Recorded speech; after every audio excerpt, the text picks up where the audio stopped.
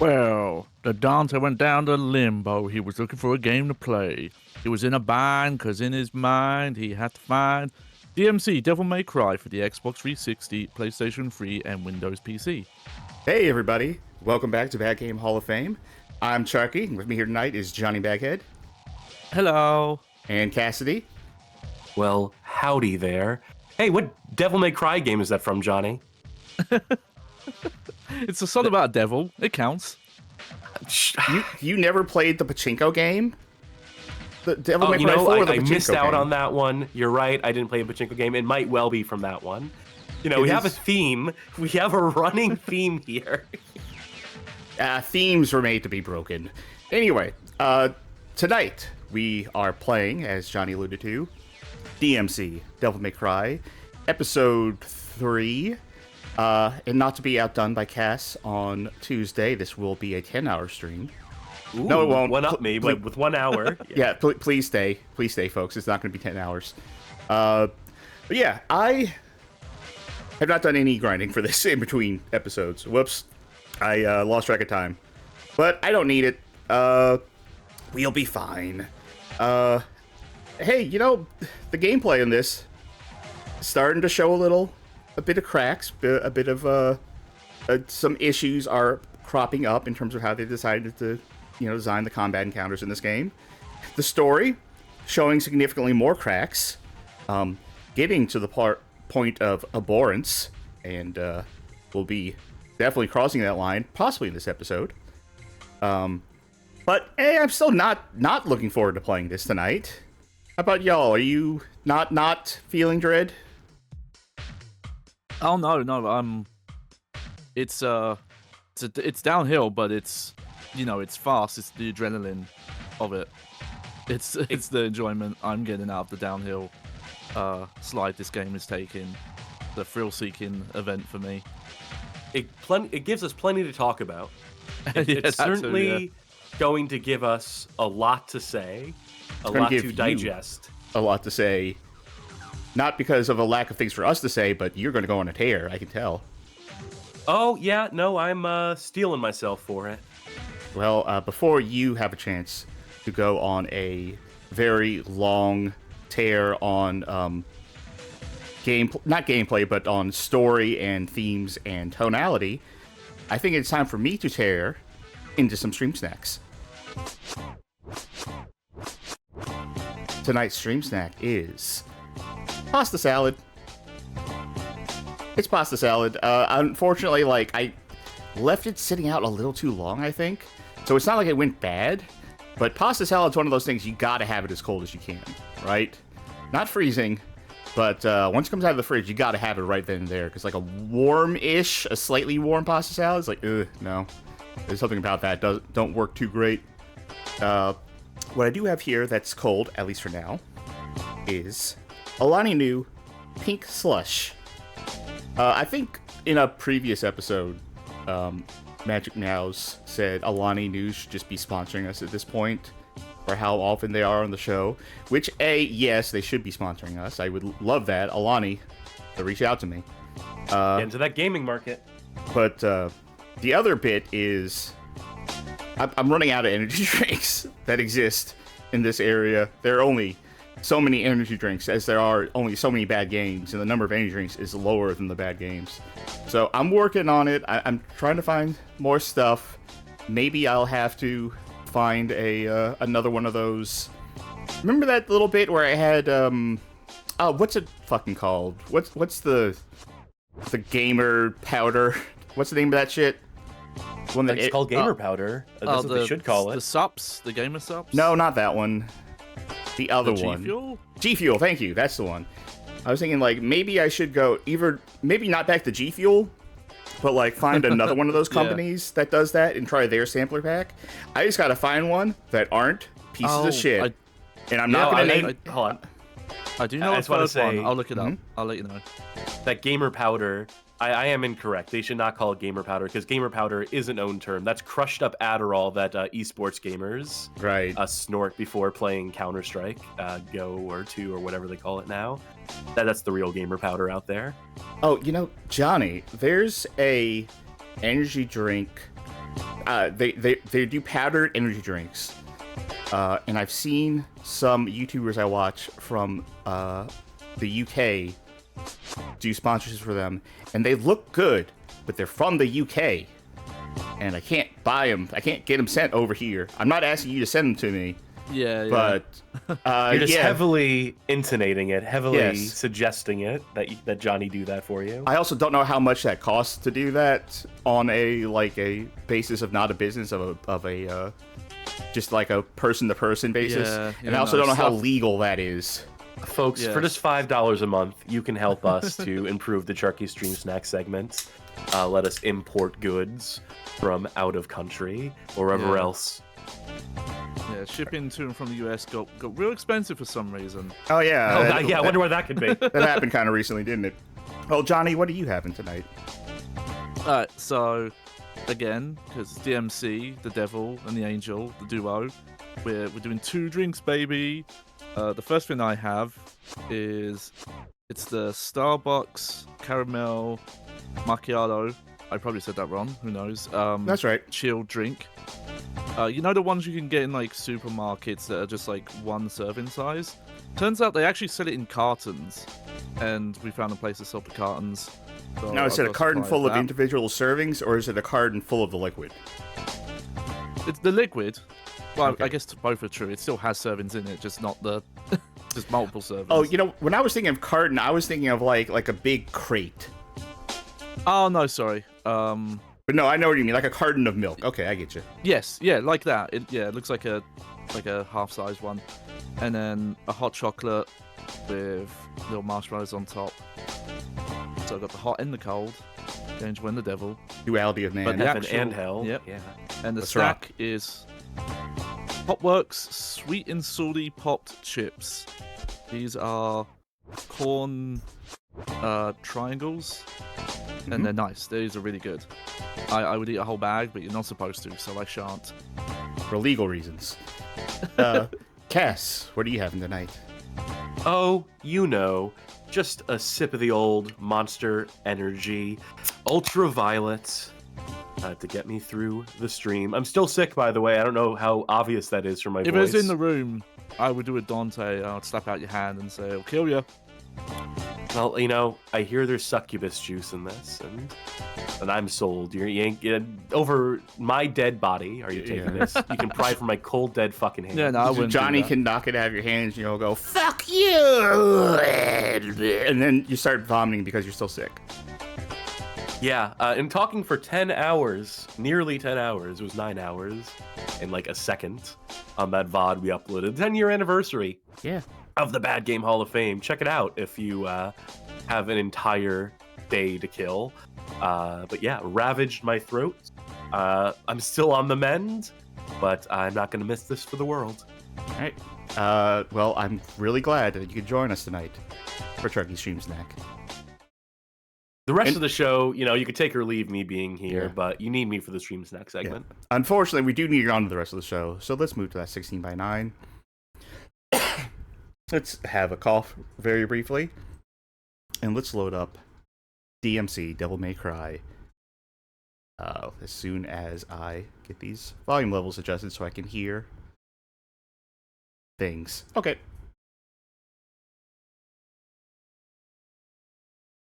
All right, where did we leave off? We killed Fox News. Mm-hmm. And they're raiding the compound where all of our the anti-demon folk, what do they call them? What do they refer to themselves as? it's Freedom literally fighters? The Order. That's a bad name for it. So, Yeah. real briefly, let me just adjust something. Yeah. You won't Yeah, see it's the a- game for a sec, but Join Yeah, our it's band very of loud. rebellious, anarchic freedom fighters, punk energy movement. We call ourselves the Order. they could have called themselves the New Order, and that would have gone better. All right, don't continue because I don't know where I had last played. We're switching the difficulty back down to Devil Hunter just to decrease the mental stack on me while I'm playing a little bit. Just trust me, I could do Nephilim. I was getting all like S ranks in Nephilim. Ignore this one mission, but I was doing well. But we're going to... Oh, hey, the Order. Right, do I want to get anything before this starts? But yeah, much in the same way that the news network was run by just one guy. That was it. No one else worked there. Virgil's secret anonymous order. They have one base, and that's where they all are. So we got to get there sharpish. Help them out. Oh, right. So now that we have weapons, we can actually change the skins on the weapons if we want to. Oh, I forgot about this. So we have the standard arbiter, we have the bone arbiter, the gold arbiter, the samurai arbiter. And we have for the Osiris, we have standard, bone, gold, and samurai. Yeah, keep those on standard. Yeah, I'm going to keep on standard. The other ones don't look that gold great. Skins. They should have monetized those. They should have sold the gold skins for $5 Probably. as DLC on Steam. Well, let's go ahead and jump into the order. Honestly, they might be in DLC.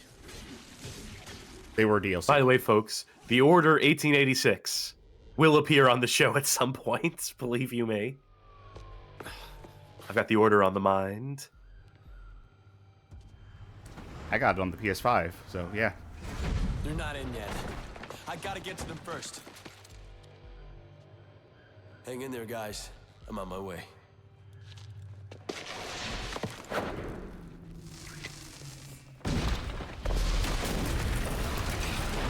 Well, this didn't take long. We can't have them kill actual SWAT guys. Send them to, you know, what are we calling this place? Limbo. Yeah. Right, yeah. Technically, I haven't used this move yet, I guess. Oh, confusingly, I want to say the town, like the actual city, is also called Limbo City. That seems like a bad name for your town. Yeah. Like Hell is Unless also a that's- bad name for a town, Yeah, which exists. unless that's from like the earlier version, and that got changed. There's some discussion in chat as to whether Order 1886 fits the qualifications for the stream.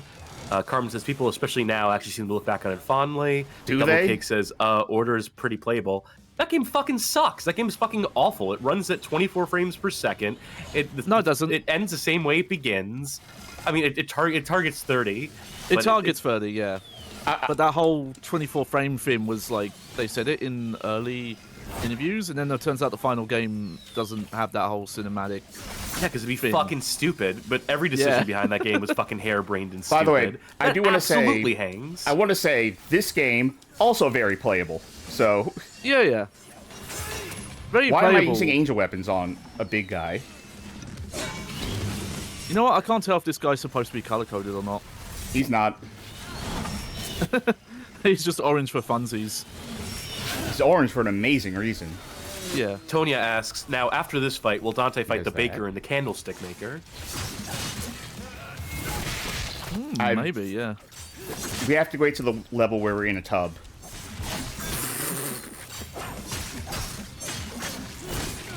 Trying to figure out what the graffiti art on the wall is supposed to be. I don't know if we get to see it again. Well, it says infect, just so you know. Damn it. I think those are legs. There it is. Yeah, those are definitely legs. Yeah, it's just a lady looking at a picture of an upside down heart. Or a butt. One of the two. A misshapen peach. Let's see, where am I going? You have to remember a little bit of how to play this game. Yeah, it's funny that people question that because, you know, much like that game, we're covering this game, which is, you know, you could be argued, and it has been argued, about its quality and its place in the Bad Game Hall of Fame, but, you know, there's context. DmC didn't just fall out of a coconut Where tree. are you guys? You gotta cover the context around stuff. You know, the critical reception or fan reception. There's multiple facets to this stuff. So, you know, not every game on here you can assume is bad. Heck, some of them we think are good even. It's just, that's the fun of it. Yeah, you remember, oh god, what was it? Not Beverly Hills Cop. Bad Boys. We came out on the other side Miami of that. Takedown. Yeah. Yeah. You know, it's almost like I started the Bad Game Hall of Fame with the intention of Whoops. finding critically reviled games and then giving them their due process and being like, this isn't that bad. Yeah. The recent one of memory for me is Sopranos. But it's like, yeah, that game, you can get more fun out of it than people frame it. And Like, if you've never seen if you haven't seen Okay. our Sopranos Road to Respect playthrough, that's because we couldn't put it up on YouTube because it's full of copyrighted music and boobs. Yeah. So go to our Patreon, the Bad Game Hall of Fame Patreon. It's free on there. You can just watch the 2 episodes that are on there for free. But, And we yeah, recommend that you do. game, It was a fun one. Yeah, it was fun. Yeah, like that game has a reputation for being like painful, and it's like no, that was a pleasant time. All right, not fucking this up twice.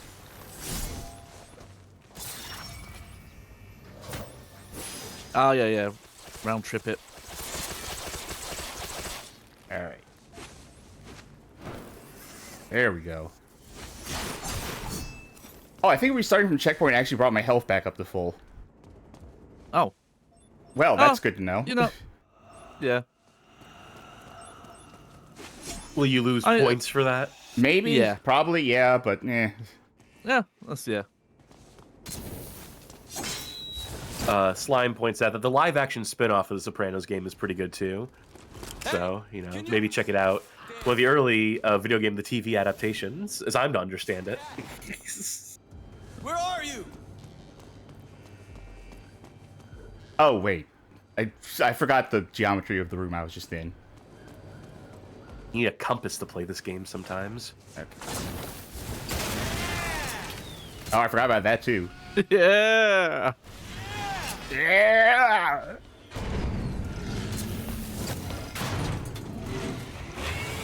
Also, I wasn't quick enough, but Johnny, you said all part of the fun earlier. Can you just say that again for me? It's all part of the fun, isn't it? Over here, saw boy. That's alright. Still part of the fun. There we go.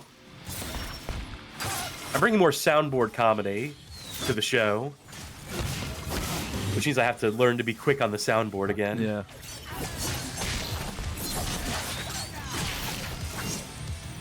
I know he's getting ready for it. Okay.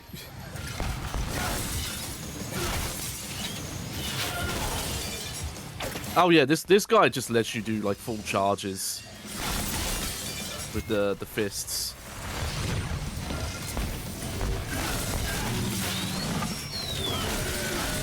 Bob wants to know wait, who's he's in gonna blow charge up. of the text on the walls. Oh, round Like, is there a trip? committee? Do they wait. make decisions as to like what text should It's- appear where? It's kind of implied that the limbo itself is a living entity. Like that's the impression they're trying to get across. Because it's not directly Mundus. I assume there's 'Cause just like otherwise, some like live DJ out here in hell, just like working on walls. It's like when people talk about like The Wire, and they're like, the city itself is kind of a character in and of itself. I would like something like that where the city is a character, but in a much more direct way, like a friend of the main characters. Maybe not even necessarily helping, just like every now and then a mouth appears in a building and goes like, yeah, that's right, way to go. Good job. I'm Or here you to can just do like a support. Pee-wee's Playhouse situation, where just like every Yes. individual component is sentient in its own way. Yes. How about a If movie these in walls the could talk. But what if these walls could talk? What if they could really talk? a movie This is in the Pee-wee's Playhouse universe, but not starring Pee-wee, just so all like the furniture and shit's alive. this is a very minor complaint, but there was a point where you were like high up in the air, and this was the only enemy around, and because there was no lock on, the camera wasn't pointing at the enemy, and you're using face buttons, so you can't adjust the camera.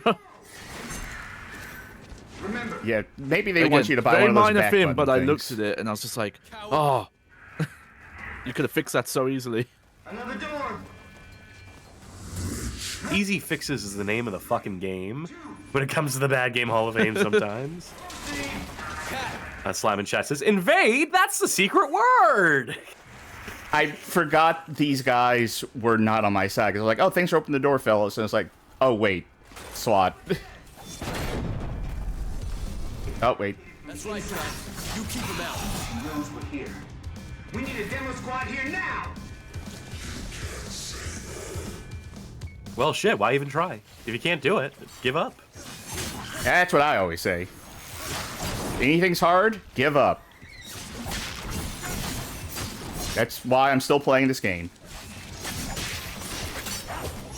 Whoops it. Well, that got hard. Sorry. Gonna have to.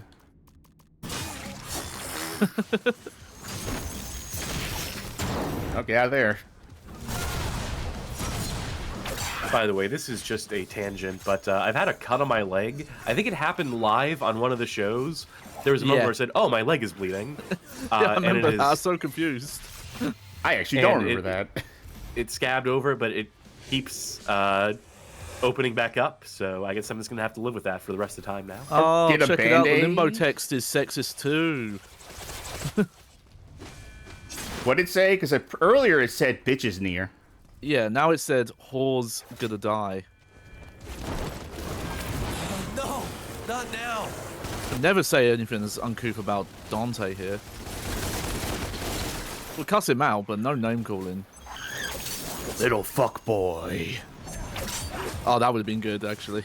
The twink is near. Just said piss baby. No, if Tameen had the chance to write this stuff too, he'd be like, a really cool guy is approaching. A really cool, sexy guy. Just the demon voice going, cook. Yeah. Maybe that's it. Maybe it's one of those meta things where both in the real world and in universe, Tamim is the one doing the text on the walls. Possibly. Maybe he is a demon.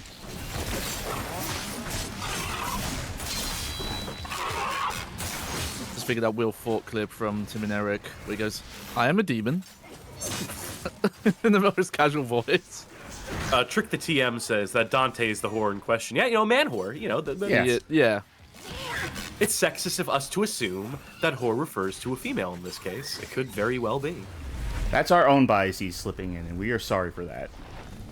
Can I just say, the close-ups on Dante's face after every combat encounter are so fucking needless.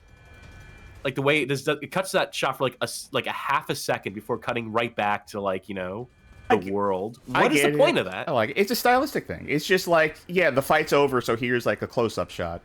Like Smash does that too. When like you get the final hit, it just zooms straight in. I figured that it was done so that when they do the camera cuts to show, you know, point the camera what they want to point it at, they've kind of like reset Dante's position by being like, okay, he's not mid-combat animation anymore, he's just turning around. Yeah, they're doing it to hide something, basically. They're doing it to hide, like, you know, that's what it feels be, like, more pretty like to janky. me, yeah. Yeah. I don't know. It just struck me as a stylistic thing of like, this is the last hit of the combo. We'll zoom in, so like, yep, that's it. Bit of column A, column B as well, I should say. I don't know. To me, it just reads as like an exclamation point, and I like that.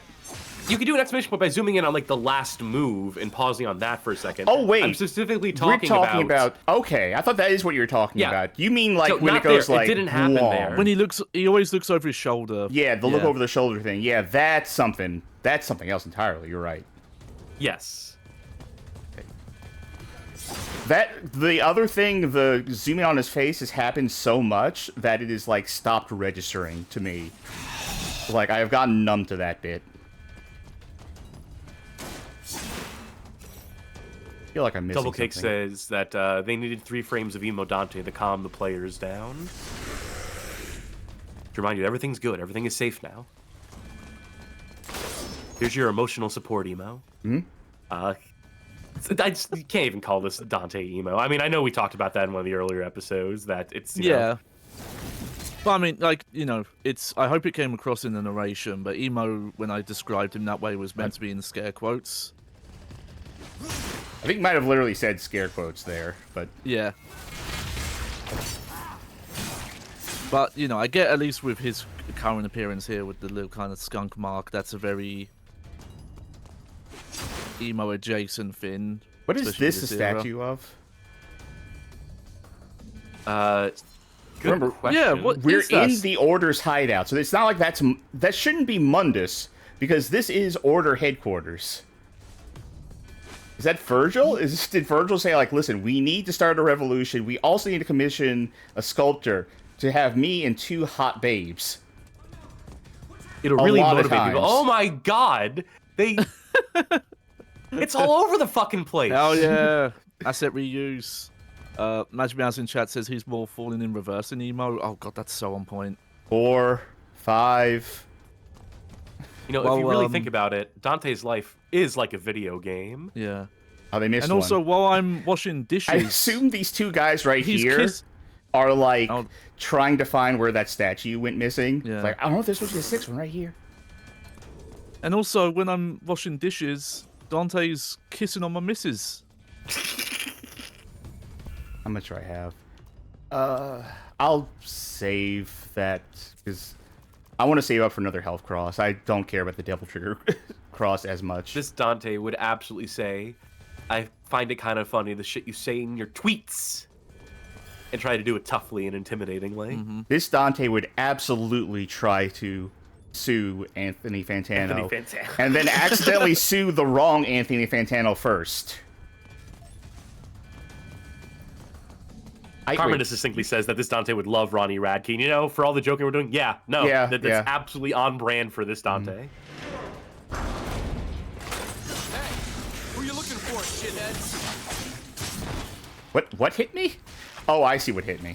Yeah. That's kind of mean considering how far away he is. And some of those don't even hit over here, so yeah. Yo! Oh, nice All angel right. dodge.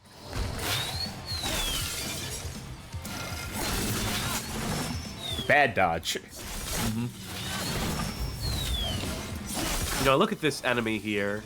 And I'm thinking like the mech from Aliens, the one that Ripley gets in. Like this is like some utility thing. This is meant. The saw blades aren't meant for combat. They're meant for like just for cutting through wood. Like this thing is like meant as like a lumberjack suit, and here it is being repurposed for war. Combats. I noticed there's a lot of like chainsaw, buzzsaw based enemies in this game. What was that? Oh! Oh, we got a new enemy. Oh! It's the one good enemy. What are you smiling at?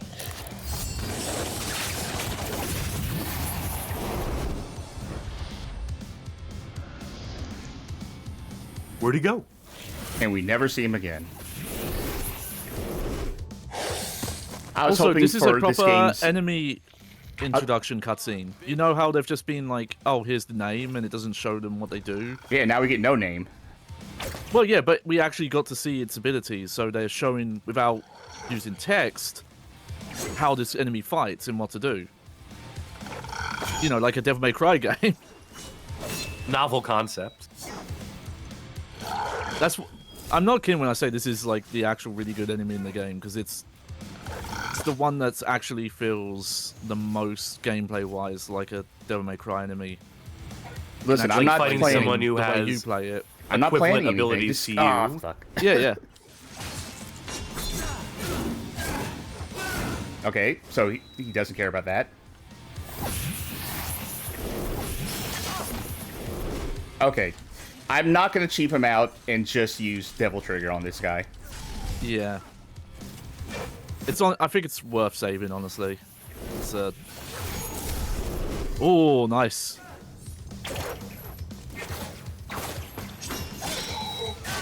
It really feels like a lock-on camera would have helped here. With Yes, this type of enemy. absolutely, 100%. I was going to complain about that. Give me health. And to their credit, in that big definitive edition patch notes document, they admit not having knock-on was you know, something they regretted. They did want it, they just couldn't do it in time. What the hell was that? What in the here was that?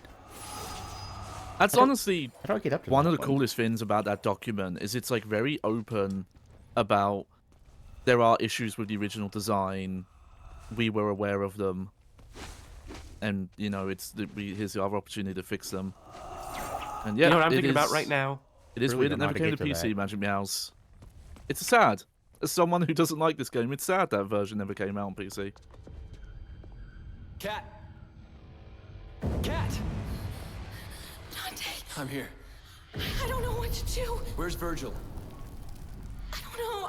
He's probably in the server room the octagon, but he might be trapped in limbo. How do we get to him? He was on Etsy looking at statues. Is there something I can do from limbo to break you out? Think! I kind of don't love how helpless they make Kat here at this point. There may be a way. I'll guide you. Ah, ashamed of your words and deeds, are you? She's helping us now. In the next level. I forgot how weird and sudden some of the level cuts are. It happened last episode as well. It's just they must have realized, oh, this is going on too long. We need to put a bookmark here. I'd honestly rather that than dragging it out. Yeah, no, it's good. It's just, it's very obvious. Jodariel says that she should be casting spells at people. Yeah, she should be doing something besides cowering in a corner. It like she's very much like just like completely like scared at this juncture, and this like seems kind of helpless and needs Dante to step in to be like, all right, here's what we got to do. And it's just like, no, this character should have a little bit more agency, should be a little bit more like used to this, should have like a game plan and be like, Dante, it's about time you showed up. Okay, here's what I need you to do.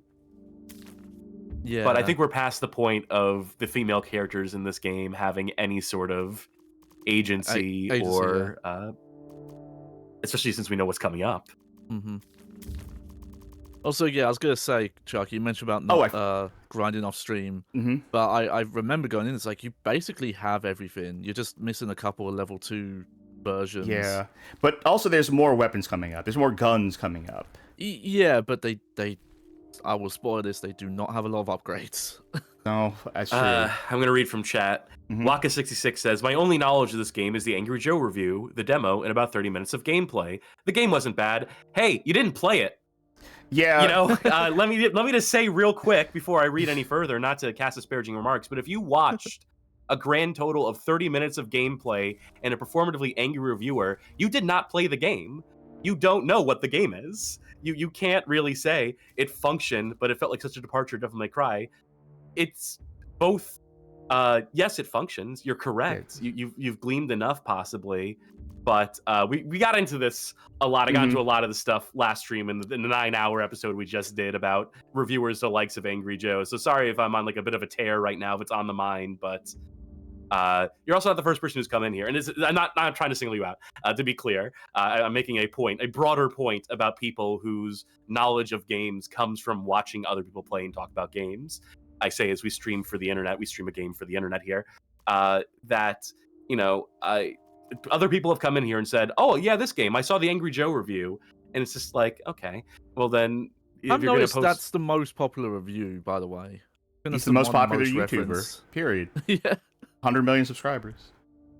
I'd quit. I would be done. I'd be like, well, there's no point in trying to like hang in this scene and trying to compete with that. Actually, round trip should. It's just too good. The content is just too on point. There's nothing left for us to say. There's no inroads for us. I'll say the demo gives a good idea of like, actually, yeah, this basic game kind of works, but it doesn't give a good idea of when it starts to break down. When like some of the failings start to come in. The demos keep getting us fucking copyright claimed for these VODs on YouTube. We're not getting copyright claimed for the game, like for the actual game itself, or for the music or anything within. Like, we keep getting copyright claims from Capcom specifically for us using footage from the demo, which is to say the time codes for it that match up to it are just the cutscenes of the game, and they say this is from this gameplay demo, and it's just like, motherfucker, come on. Ready for Under Siege? Yeah, is Steven Seagal going to show up? Yep, there he is, slapping the shit out of him. No, he's moving too much for Steven Seagal. But Waka, you tell us all about demo, because it's been a while since I've seen it. So if you do remember what it was like, Through here. let us know. Maybe we can get out that way. Oh, the demo was the level 4. Yeah, but I also remember hearing it was really buggy at the time. I'm stuck in limbo. I can't stop them from here. Yes. Oh wait, I can't actually do anything right now. You bring the roof down. There. Yeah, this section's weird. Do it again. That was cool. So the weird thought I had on my mind is, I think, Johnny, you said heck instead of hell, or maybe it was Sharky who said it, but it got me thinking about, what if M-rated games had companion T-rated versions that came out or E-rated versions? What if every game just had like, in the way that cable TV used to, like take like Die Hard and have Yippee-ki-yay, Mr. Falcon, and play some motherfucker and so on and so forth. We got a version of this game where every character is just like, what the heck? A Brutal Legend. What the frick is going on here? Yeah, Brutal Legends had the sensor beeps, but honestly, yeah, I would love if they went the other route. I know this place like the back of my hand. Wasn't there a theatrical... Did you mention specifically like the Deadpool one where there's a theatrical release of a PG-13 version? No, but that's the weird Christmas one they did, right? Of Deadpool 2.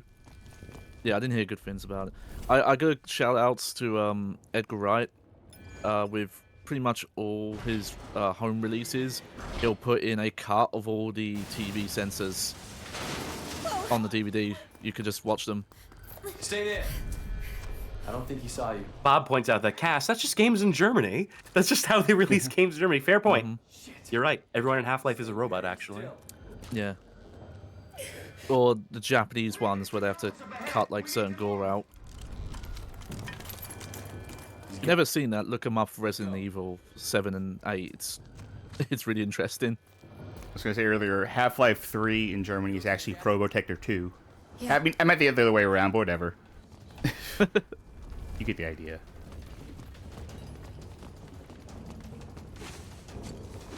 Yep, that's right. Half-Life 3 only came out in Germany. That's why you haven't had to hear. Why was I taking cover? Why did I think there's the third-person shooter all of a sudden? Because here's why. Here's what would make this section more interesting, considering that Dante's got nothing to do here, is if Kat had some amount of gameplay. She'd have to do a bit more, but I feel like that's what they were going for. Because Dante just... Oh, I'll use the grapple hook. Cat, get out of sight! He's running! No! Quick, get in that room and hide. I don't want to die. I told you not I like... This is awful. I told you not to run because I was going to shoot you if you didn't. Wait. Damn it! That seems so stupid. What are you doing? I mean, they're trying to make a point about, like, Don't worry, Cat. I'll take the bullet for you. Oh, yeah. Take no prisoners, but they could be doing more with this. If this game is supposed to be some sort of political pertinence or whatever, they could have tried. Yeah. They could have tried. They could have tried to. Oh, yeah. The message isn't the problem. It's the delivery. I'm curious if there is a message beyond... Well, okay, now he's saying that stuff. I feel sick. I'm just saying, I'm curious if there's just a message beyond they need guys with guns to invade this place. Although he did just drop the T word, so, you know, maybe they are trying to say something.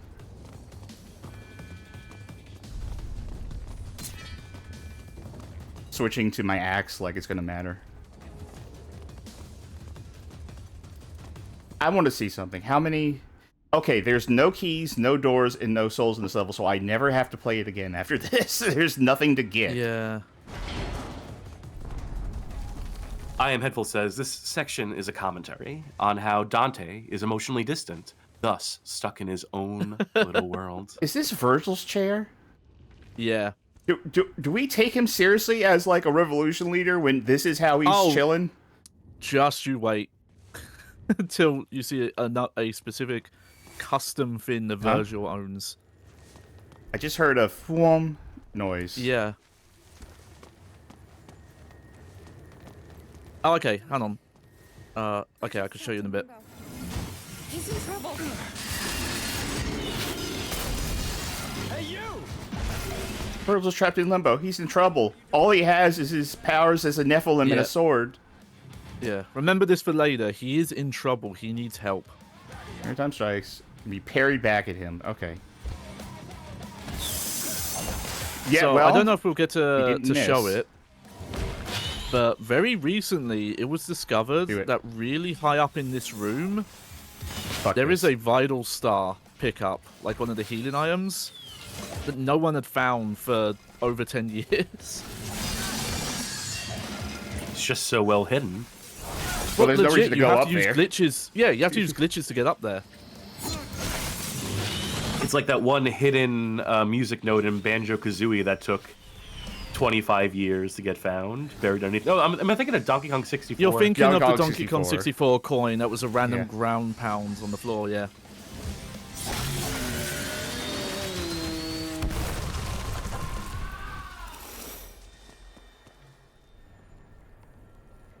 Thank you, Dante. Cat, you're still alive. Is there a way out of here? Yes, there's an emergency gate. I'll take you there. Let's go. No, not yet. What? There are terabytes of sensitive data here. We cannot let them get their hands on it. What does it matter? It's every PS2 game, Dante. You don't understand. About our plans. If they get their hands on that data, everything that I've worked for will be for nothing. Cat, Yes. arm self-destruct. I can't do it from limbo. They're coming through. The demons are breaking in. We don't have time for this. Then make time, Dante! Shit, Virgil. Cat, do it now! This won't take long, Cat. I'll help you.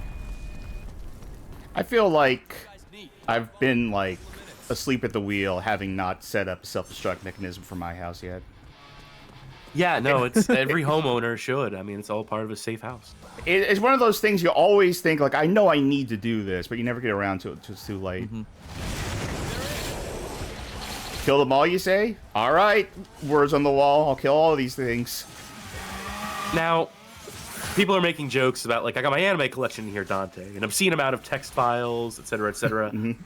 Let me ask this: what plans has Virgil made? What could he possibly have on there that would preclude us from doing the things we need to do in the following Terabytes levels of of the it, game? mind you. They're all maps of locations made in BMP. Bear in mind, this is 2013 as well. So terabytes. You know, not everyone was... I think even owning a, like, 1 terabyte drive at the time would have been like, oh, you're high class.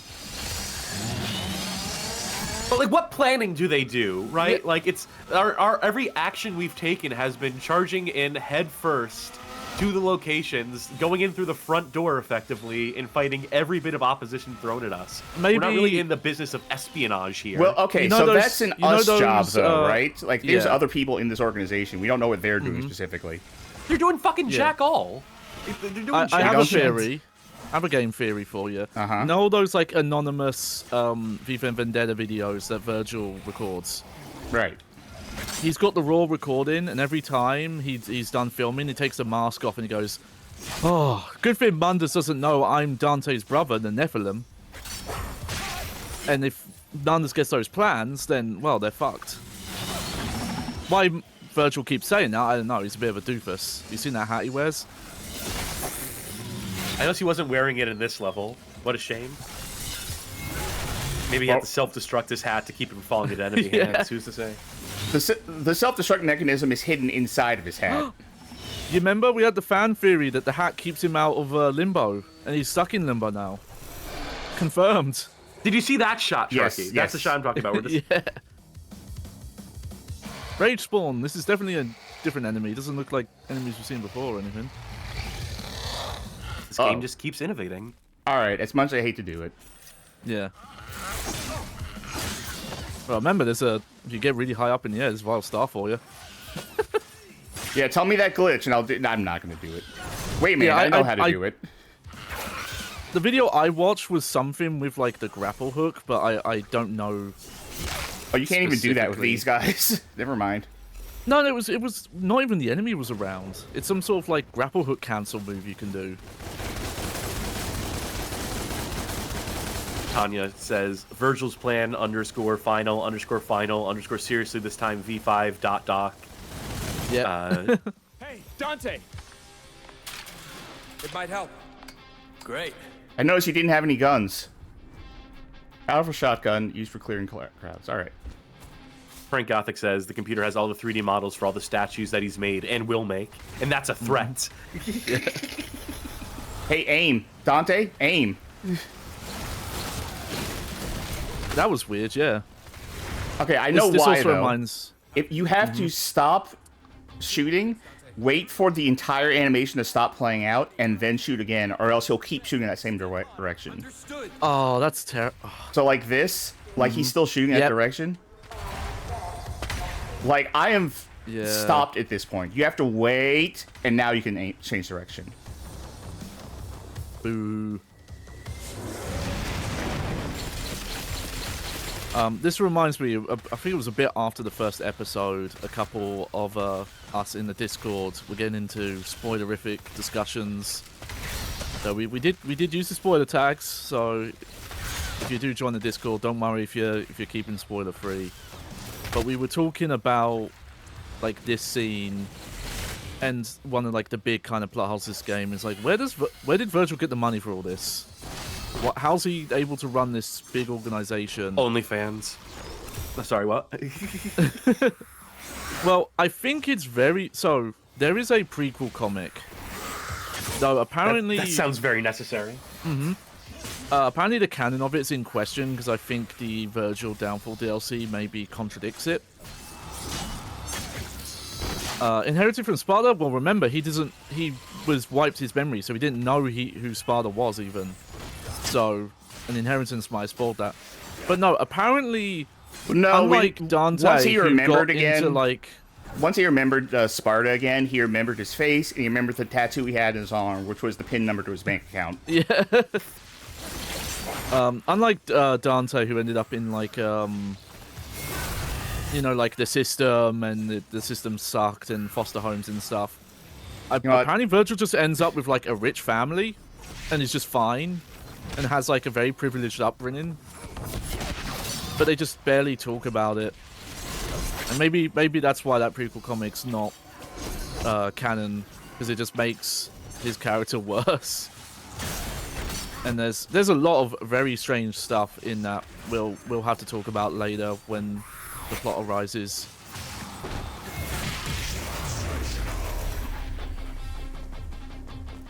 Let's say this is your first Devil May Cry. Mm-hmm. Let's say you're a new to the Devil May Cry series, and you're unaware of like who Virgil is in the other games and what he's going to turn out being here. And so at this point in the narrative, you're just like, oh, he's a hero. He's a protagonist. He's a nice guy with his nice guy fedora and whatnot.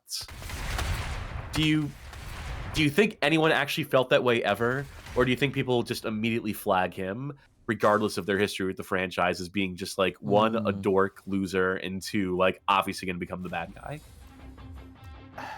Okay, it's really hard to say, but my earnest belief is that they wanted to make people think that Virgil might not have turned in this. This is important. Obviously, we have to mention it just because it's very obvious. But we won't get into why. That'll be what you'll find out. This doesn't look good. But also, the DLC kind of spoils it. The DLC name, so we were kind of screwed on that front. But yeah, like, part of me thinks that they maybe didn't want people to realize they were going to retread that road. And, I think they were trying to hide it. Yeah, I honestly think they shouldn't have. And, I think some stuff like the hat, I don't think they intended that to have the association it did, hence why it got removed in Definitive Edition.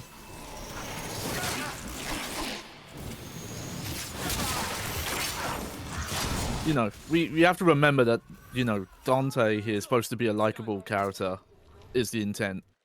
They're almost through. So, intent versus execution. Let's go, Dante. A lot of dissonance in this game. Wait. What? What about Kat? There's no way out in the real world. No, we can't help her. Let's go. We can't just leave her. Think, Dante. We're in limbo. She's in the real world. This place is gonna blow any minute. He's right. Dante, come here. I owe her like $100. Just let her stay. Go ahead, I'll be right back. I don't have that money. Second. Did you see all the statues? Okay, listen to me. We don't have much time. Get down on your knees. Put your hands up. Do not fight back. You saw how well it worked out for the other dude. All you need to do. Yeah, I was like, listen, if you're trying to make a commentary, you're setting yourself up for failure here.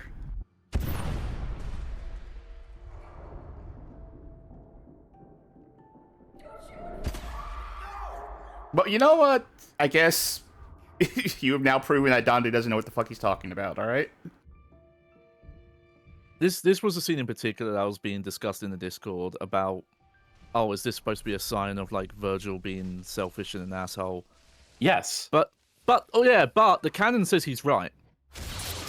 Cat says no, he's right.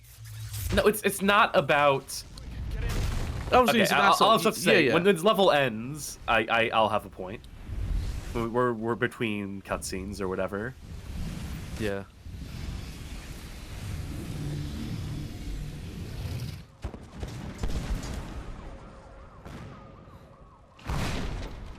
Come on, Dante. This isn't over yet. Okay, so it's about the way. I mean, the developers are at this point trying to foreshadow that Virgil is not great. I'm going to give them some credit here. That if they wanted to, a very easy way to keep players in the dark a little bit longer, if that was their intention. But what they didn't want to go for, they wanted to start cluing it in now at this point in the narrative. And this is a fair point and a fine point to do it. If you were under the illusion that Virgil was going to be the goodie for the entirety of this, they're starting to hint at it. Because all it would take is Virgil saying, look, Dante, I fucking hate it too, but we can't help her. We'll get her back. We'll come back for her. He could have said something like that. It would have immediately alleviated the whole thing. It would have immediately been like, okay. Like he doesn't like having to do this. It's the fact that he's so cold and so quick to just be like, we can't help her. Get the fuck out. Nothing we can do. Why do you care, Dante? It's funny you say that because I know it's gonna come up in the next cutscene. But yeah, it's also not helped by the fact that obviously it's very forced, but apparently this day is very important, and even Cat like insists on it. So I don't think they help themselves. And also, Like, Virgil, obviously it's cold, but they present him as pragmatic. Yeah, like, that's been very real. Of like, we're in limbo. We can't do anything. That's how I would read that. Not necessarily as in I agree with it, but how I would read the intention being like, they want people to see that as being like a pragmatic choice. It's like, hey, sucks, can't do anything. We got to go now. It's like this is bigger than any one of us. It's not quite, but it's almost to the point where like the kind of like emotional human connection of Dante is almost presented as like more negative in that situation. And I think that happens a little bit in this game, and that's why it's a bit mixed how the turn's done. It's a bit of a litmus test. I mean, if you find yourself, you should be, morally, like you should be on Dante's side. You should understand his perspective. It's a humanizing moment for him, which is almost the entire point of Dante as a character in the other games, as we've alluded to before, is his humanity peeking through and shining through behind the facade, is that he deeply cares about humanity and humans. Yeah, and Virgil is willing to shed that. And again, yes, revolutions have casualties, and to lead a revolution like they're trying to do here, yes, there will be blood. There will be losses. You will lose people. You will have to make choices that intentionally sacrifice players on the board. Yes, that is all valid. But what they're trying to do is by not even having Virgil not even entertain the thought of caring at all about Cat at this point. They are starting to be like, look, he's not even pretending to be human here. He's not even pretending like he has a shred of concern or empathy here, is what they're trying to do. And I think that works as an early sign if you're not in the know that he's trouble. Speaking of in the know, by the way, Cass, did you know in the prequel comic, Virgil and Cat were in love? No, I did not know that, but that makes Cat is the Cat in danger is the reason that Virgil got his devil trigger. Well, that's fucking mixed messaging, isn't it? That kind of just undercuts everything I just. What the fuck? The book ends with Virgil saying because him going devil mode turned out bad and actually caused the tragedy. So it's like, I have to emotionally close myself off from you because I care too much. Because that doesn't work at all. That doesn't work one bit. Speaking of it doesn't work one bit, this you have move to be I'm really trying far out. away. Yeah, if you're too close, it just doesn't work. But it sometimes works. Yeah. And sometimes it does it even if I'm really far away. Yeah. I will say, though, one thing to this game's credit, that I do think the way they play Dante in that scene of him, like, trying to calm Kat down, like, reassure her, even if, you know, he knew it was going to go bad, like, I do think it's done well and is an actual decent humanizing moment for him.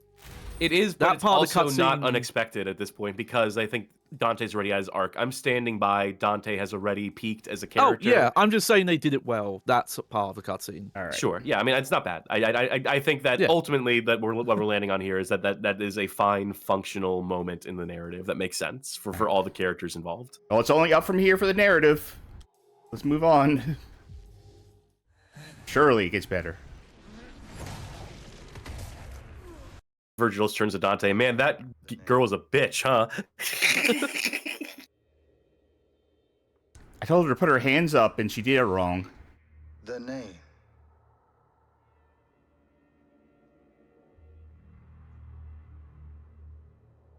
Virgil?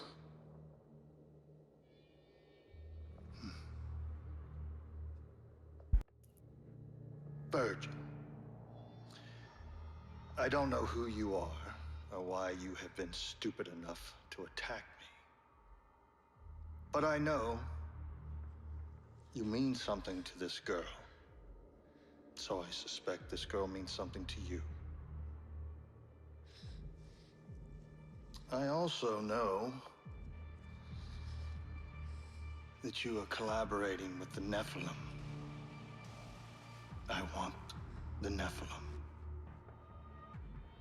You want the girl. We trade their lives. Interesting. Interesting. Mundus knows less than I thought. He knows my name, but that's it. Not that I'm your brother, nor that I'm Nephilim. She must have been strong to hold out. Yeah, she did well. But we can't save her. What do you mean? You can't seriously think that I would trade your life for hers. No, I'm not saying... Apart from the fact that you're my brother, you're the key to No, I'm destroying not Mundus. saying we trade me for her. I'm saying we offer another trade. Capture Mundus' mistress, Lilith. Why would Mundus care about one of his whores? Because she carries his child. What? How can you know this? When I was at the tower, I met a demon named Phineas. He told me. Yes, I've heard that name. This is amazing. We have access to Mundus' unborn child? This is exactly what we need to get him out of his lair. 78-hour early access? Dante, that's madness. You would risk the future of mankind for a girl. Kat put herself through hell to protect us. We'll find another way to get Mundus. Dante.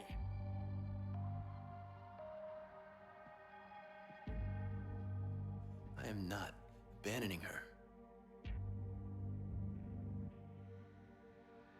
I could see that. Okay. We'll do it your way, brother.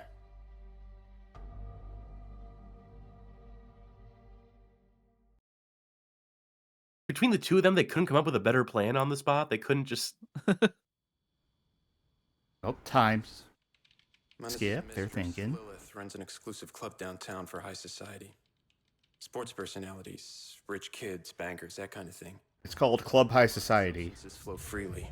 She hooks the pathetic weasels on the stuff, turning them into soulless demon collaborators. Whoa, She'll be there tonight. you're not coming in. You're not on the list.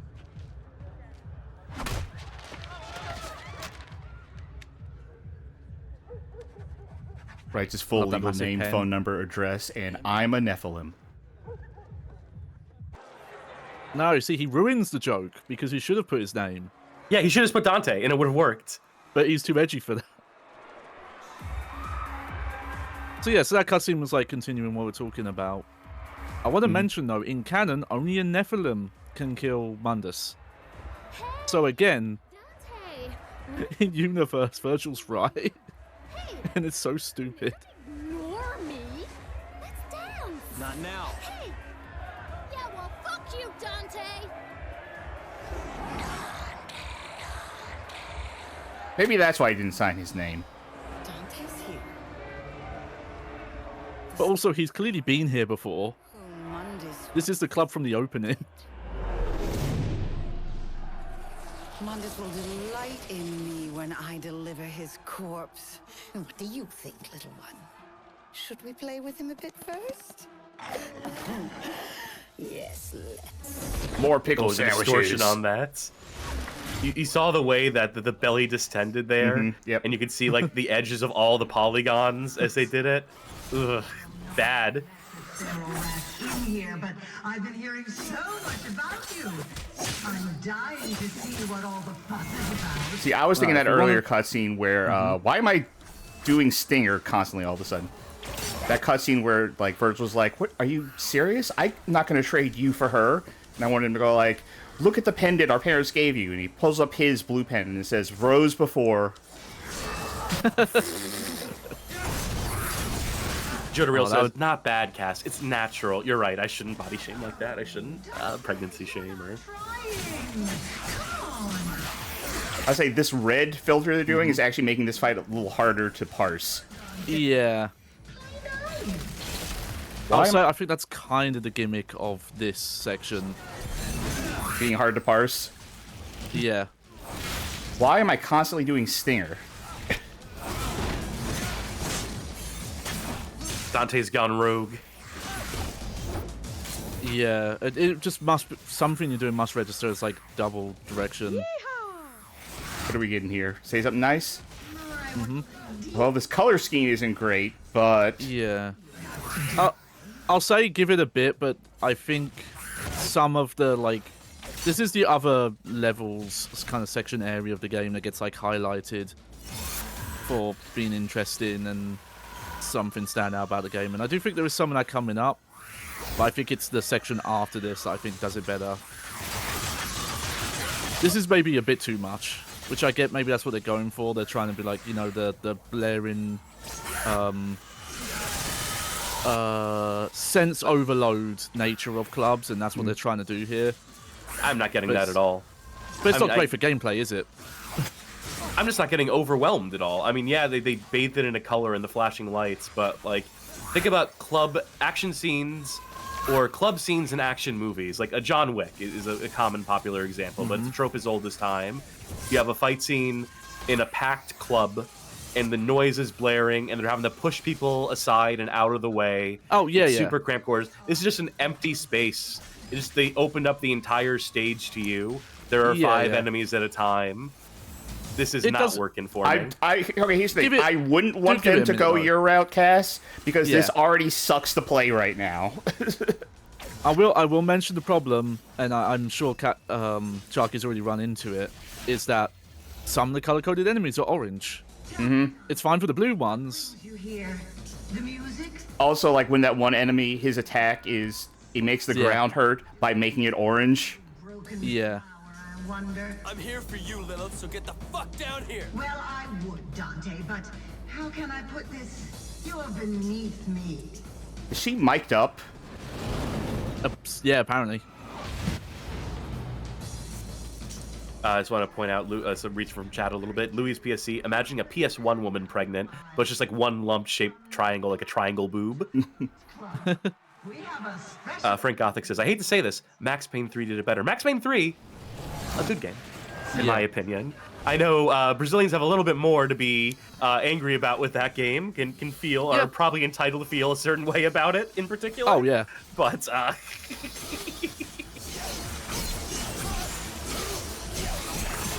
Also, I completely forgot. Max Payne 3, fucking great.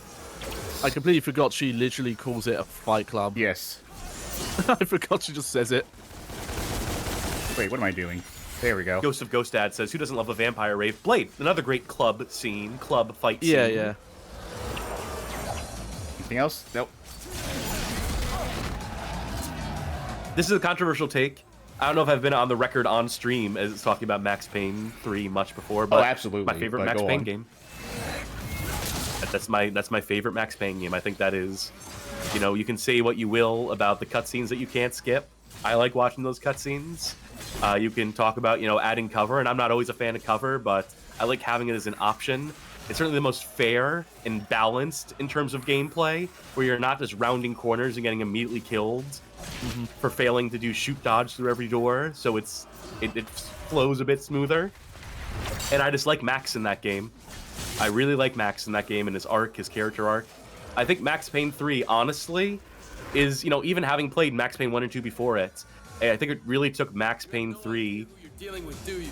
I'm dying to find out. Let's change things around a little.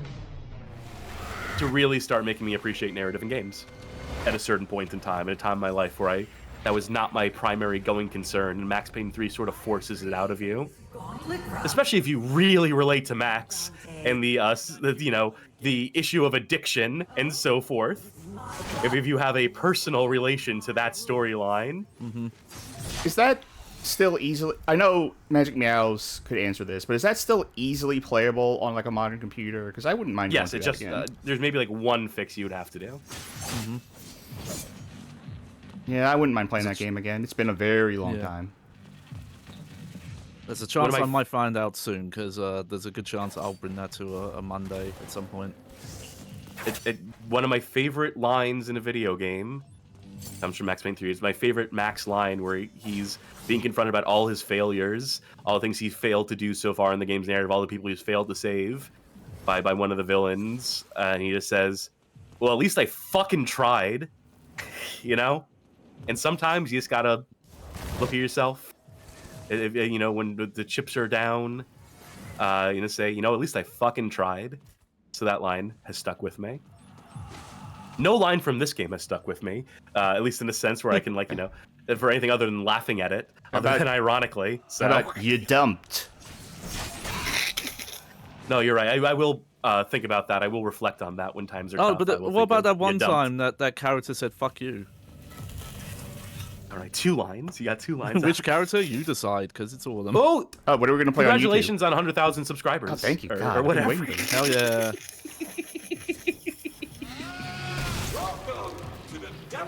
I just wanted to pull up like a video of like a dog or something. Survive and you get an audience with yours truly, which basically means I get to gouge your brains out myself. Fail, and both you and that little bitch of yours die. So they say you have the power of heaven and hell within you. Let's test them out, shall we? Okay. Ooh, good save. The problem is if you hold down right trigger and you jump, you're just gonna double jump. If you hold down left trigger and you try to double jump, you're gonna go forward. Ah, okay. So it does throw off your jump trajectory a bit if you're switching between the two. This was the area I was thinking more like that. Of, like, I like how it looks. Because in my mind, I was like, I just want to double jump across, and then I just glide jump instead. Slime completely undercutting whatever compliments people have paid the scene by saying this suddenly feels like a Tower Unite minigame. Yeah, I was gonna that ask is you, so Cass. brutal. That is so cutting. Round 1. It's like a Roblox obby. For a well-endowed man like you. This would kill on Roblox. All right, I like the round 1 fight thingy. It's it's just fun.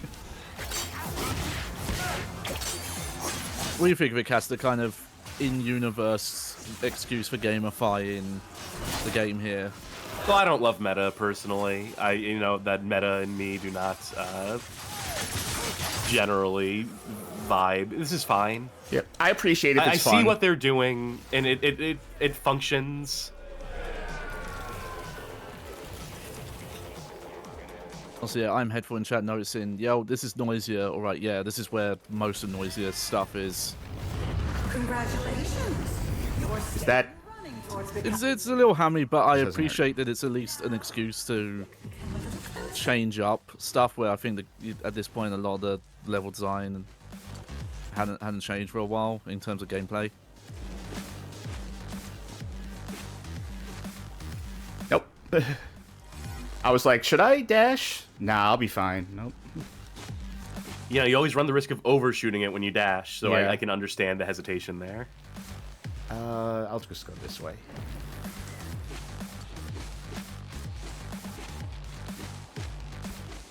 Crunchy waveforms. 2. How quick are you? You have 30 seconds to put an end to my miserable minions. Lovely. Off we go. Can we get a cash incentive here too? Can I like do I have a chance to win $1 million if I get through all this, lady? And a brand new car. Or at least half a car.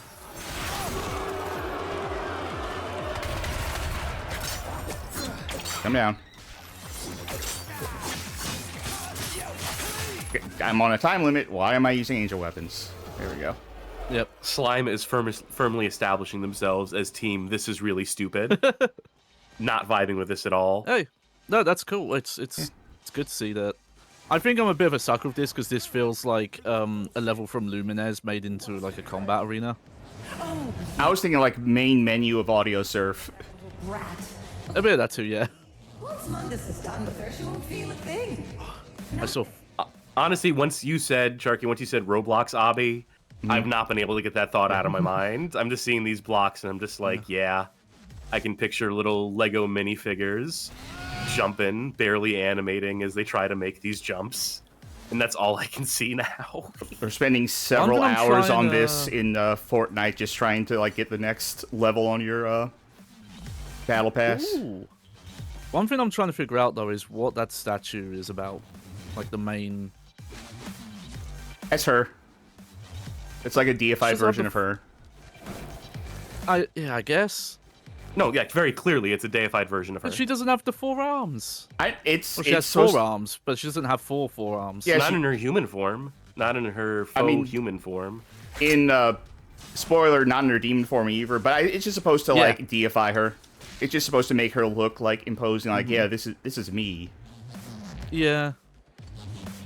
There is another path. I mean, I like how Devil May Cry 1 does that with Mundus better, though. Where he deifies something himself. done in one of the mainline Devil May Cry games did this better? No, perish a thought. Oh, look at the dancing silhouette. Did you see that? Oh yeah, I've been noticing those.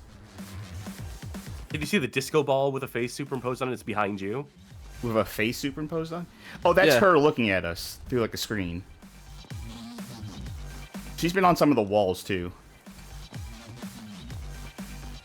Alright, what you gotta say? Round 3.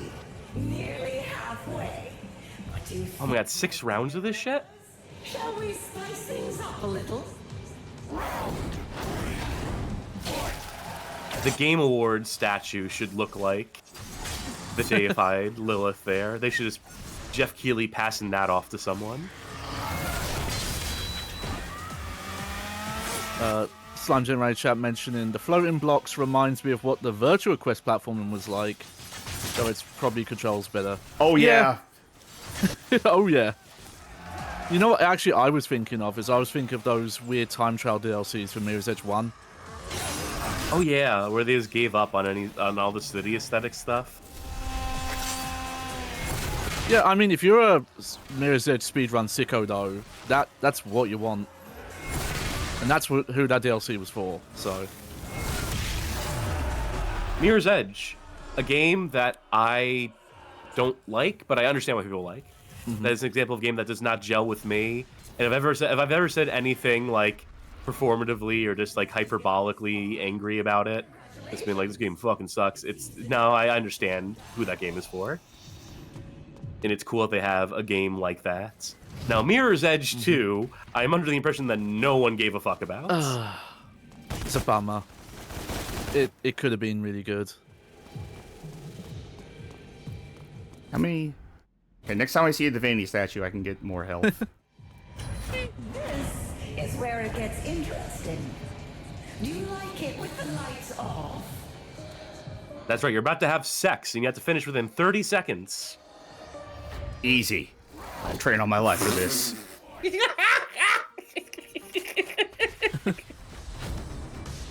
Well, yeah, thanks. Chucky, you should try the firework move. Oh, if only I could get to an upgrade shop. I think that's the second tutorial, by the way, for a skill that you might not have. Depending on how you've chosen to do things. I think maybe the round trip one as well, so 3. Round trip is base for Is it? Aquila, fair I enough think. then. We can figure that out once we... You know what? Once we get to the upgrade screen, we'll find out. It'll just be there. I believe there's some Brazilian jokes happening in chat right now, with the disclaimer that only Brazilians will get this joke. So, it's like we said a lot during the 10-year anniversary stream. Yeah. Brazil, shouts to Brazil, shouts to our Brazilian contingent. Yeah. I'll say Gun Tanks Space has a good point. They say also, I somehow survived this level, but this shit is not easy on those with photosensitivity. I don't know. I could definitely say overall accessibility, consultant work, and understanding that long ago was not good. I thought you were going to say that Gun Tanks in Space has a really good point. Try not to come challenge impossible and read their earlier comments. Man, I'm on fire tonight. I don't know about you guys. I'm killing this right now. I don't know if this is a game that would have gone through that kind of testing at the time. So yeah, if this causes any sort of strain or whatever, keep safe. After this level, it will calm down a bit. I could definitely see this being potentially, triggering for some with the visual issues.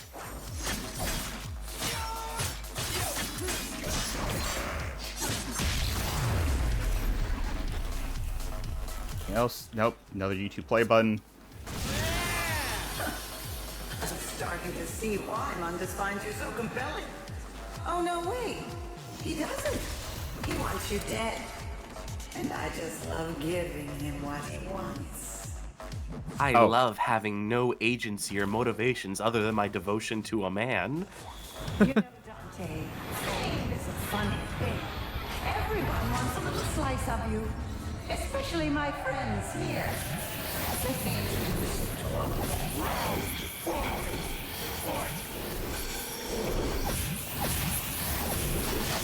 Gun Tanks in Space has now called this a Windows Media Player visualizer stage. Mm-hmm. I think that's kind of some of the energy they were going for. Come on. Joe P. Real has said the virility challenge, the soda and otherwise. I'm thinking, those speed runs of drinking 2 cans of beer and smoking 2 cigarettes? Mm-hmm. I want to start pursuing that. I think I can do that challenge. I think I can knock that out of the park. I think I can be competitive in that scene. My time has come. Finally, a speed run I can get into.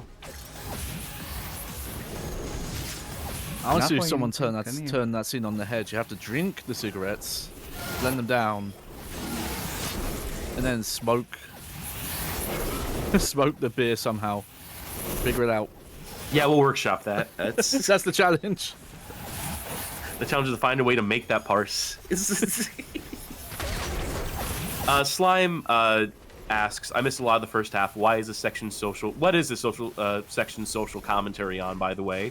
Is Dante coming after big esports? It's supposed to be a game show pastiche. It's supposed to be a America's Got Talent. Yeah. Which I don't know how that really ties into the gaming stuff. The level 1, level 2, level 3 doesn't actually correspond to how game shows function. So I think they lost the plot. Well, it's also a Fight Club, too. A little bit, yeah. I think more they just came up with the gameplay stuff and then tried retroactively to fit it in with the whole narrative and didn't really. Like they mentioned, oh yeah, the club that turns people into demon collaborators as well because clubs are nasty. Because going and partying and getting drunk and be under the influence clouds your judgment, man. Joe P. Real says, I always thought this was the weird after party at the nightclubs in the area of PAX East. Man, do you remember the gathering of developers, the God lot at E3? Yeah. I actually have seen some of the clips of what they did there. Which who they brought out. Drink beer, make barbecue, and harass booth babes. Full time in the games industry. I've thankfully kept ignorant of that stuff. I was so close. I see the one thing I missed. If they gave you that pickup afterwards, it might have counted.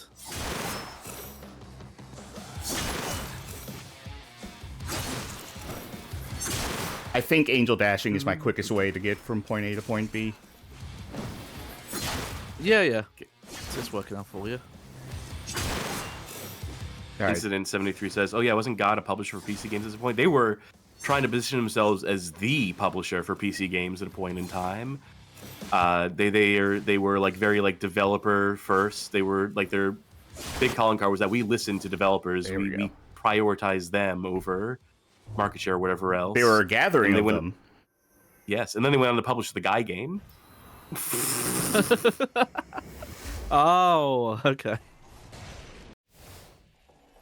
I was kind of hoping that was going to refill my health once I left, but oh well. Oh, hey. And basically, at this point, Devolver Digital is pretty much like the direct successor to God, having a lot of the same people involved in it as well, by the way. But is like trying to sort of keep that spirit. They're trying to do a redux. They're trying to do a redo of God with the stuff that Devolver Digital is doing. There's the answer to your question, more successfully. Johnny. Yeah. Oh yeah. Okay. I can get a health cross now. Oh, just enough. Nice. Do I want to upgrade anything? I know I have another weapon coming up, so I'll wait for that. Yeah, the dumbest name. Mike Wilson coming up in chat, who founded God, Gamecock Media, they have Legendary, watch our playthrough, and Devolver. Also responsible for the John Romero's about to make you his bitch ad, and also responsible for crashing a bunch of Ferraris because he's a drunken fucking idiot and an asshole who said really mean, disparaging, misogynistic shit about John's wife during one of their little spats that they've had. So I've never liked Mike Wilson, and I think people should continue to not like him and be very wary of him and his involvement in the games industry. But I guess Devolver's doing well enough for itself. I guess people do like Devolver, and it looks like they do treat their developers fairly enough, so... I got confused and thought you were talking about the Beach Boys for a second, because Mike Love and Brian Wilson, I thought they combined into one thing. Their love child, yeah, Mike Wilson. It's so he affords all those Ferraris. And it is a shame you can't be there to hear her whimper and cry. You want to know what she sounds like? A little like your mother did when Mundus ripped her heart from her chest and ate it. Want to see that with geometry? This game is over. All right, yeah, let's quit. You must reset your console, X-Men. Yeah. Snake, this mission is over. Turn off the console immediately. Down here. All right. All right, little one. I understand. I'm running out of patience, too. Let's end this right now. Round 6, fight. I think this one is actually color-coded. I'll find out. Yep. Yep.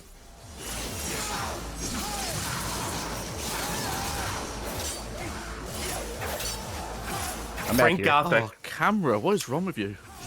Says, I really don't like that even the fetus seems to have more agency than Lilith. Oh, just you wait. Subtle foreshadowing with that comment, I'll say.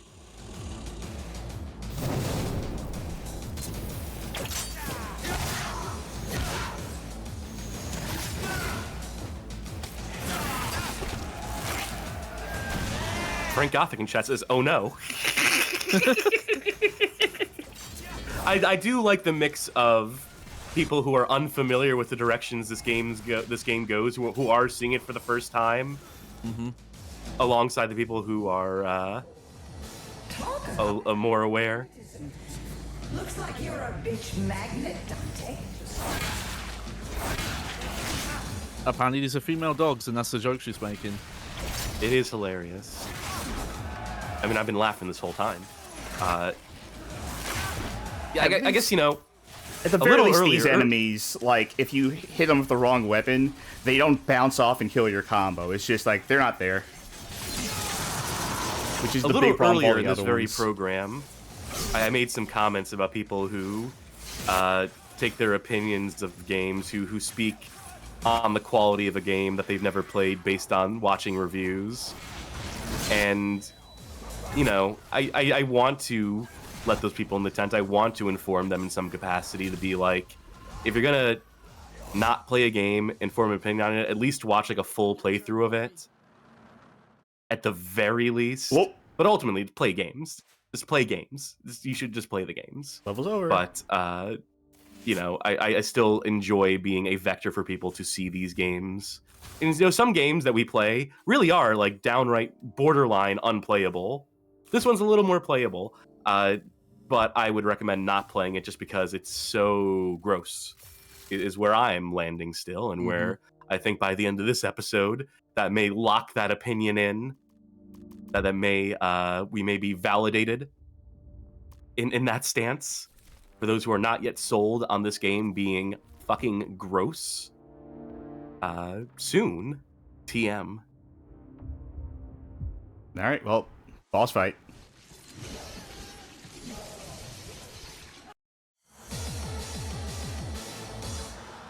Your turn, Barbie. Yes. This Wait, you missed that's last the same time. line. Yeah. I've been waiting for. Come on, baby. Let's make Daddy proud. Oh. That's right, little one. It is playtime. She jumps down, and Dante's just like, your turn, Barbie. You know, I've been looking for a chance to unwind.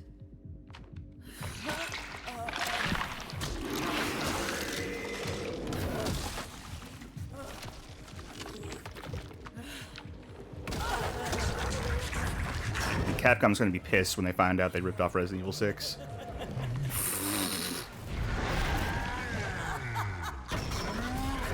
There's some lock-on discussion happening in chat right now. I don't know if, Johnny, you can clarify. Yeah, we did talk about the- lock-on earlier and being in the notes for the director's cut. Yeah. But It is something they wanted, but it wasn't priority, and that's why they didn't make it in. So yeah, we were talking about the unborn baby having more agency than Lilith. Yeah, it's actually, that's the boss, not Lilith. Lilith's just the carrier. Even an unborn baby is stronger than her. Whoops.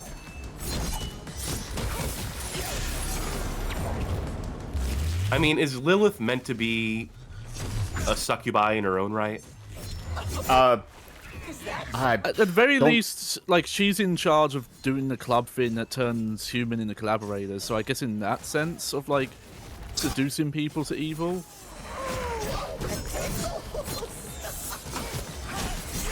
But also to serving as a vessel for Mundus's child.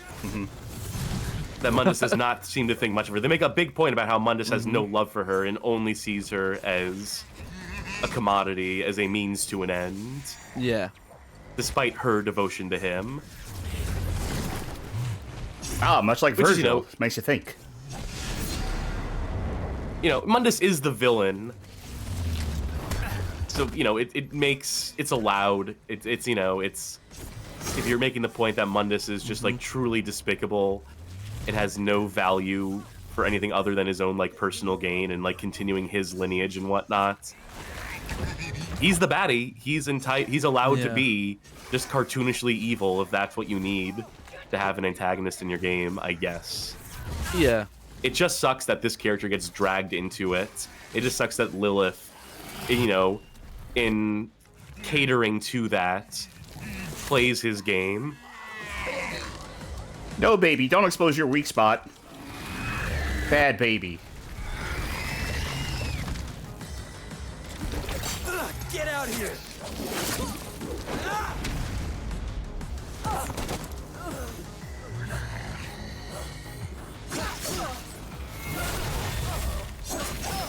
It's kind of weird image, isn't it?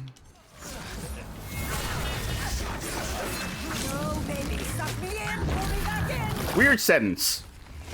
Yeah. a lot of weird sentences in this fight.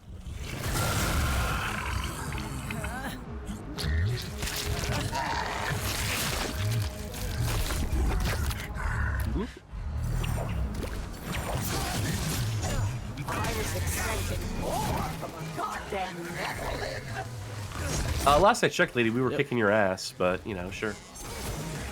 Gun Tank in Space says, you will be sucked. Sorry. We need that on the soundboard. We need Tak Fuji on the soundboard. With the XXX and the YYY. You will be sucked.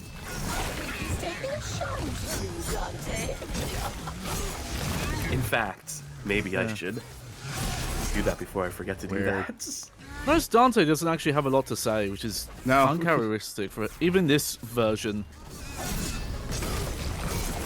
You know what? He's letting women speak in this fight.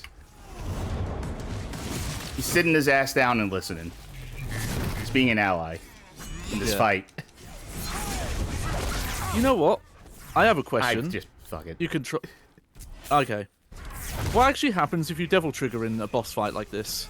Well, can you devil trigger without full devil trigger in this? I think so. I think that's what the very tiny white line that is really hard to see is. Oh, I see it now.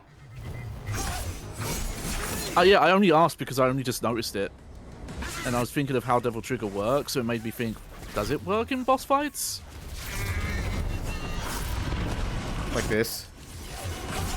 Oh, okay, so kind of just like a normal devil trigger. It's not really doing much for me either way.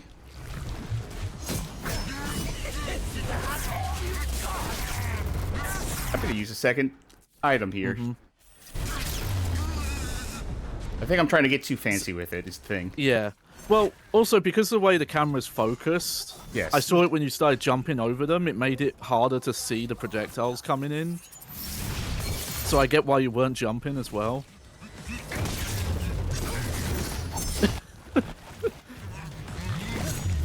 Slime Generator saying this whole game is actually a metaphor for going no fap.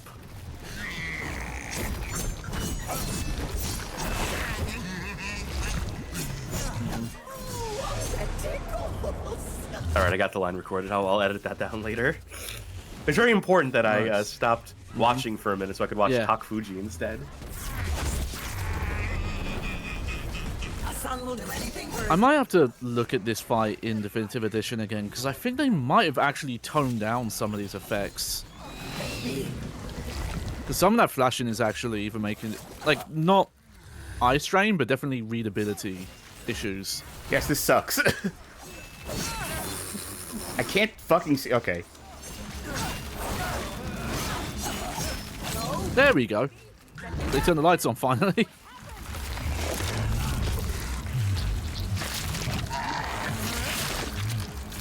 But yeah, you get Devil Trigger. People saying in this chat, you get Devil Trigger really slow because it lets you just skip encounters. So it's incredibly powerful in regular encounters, hence the weird balance of it.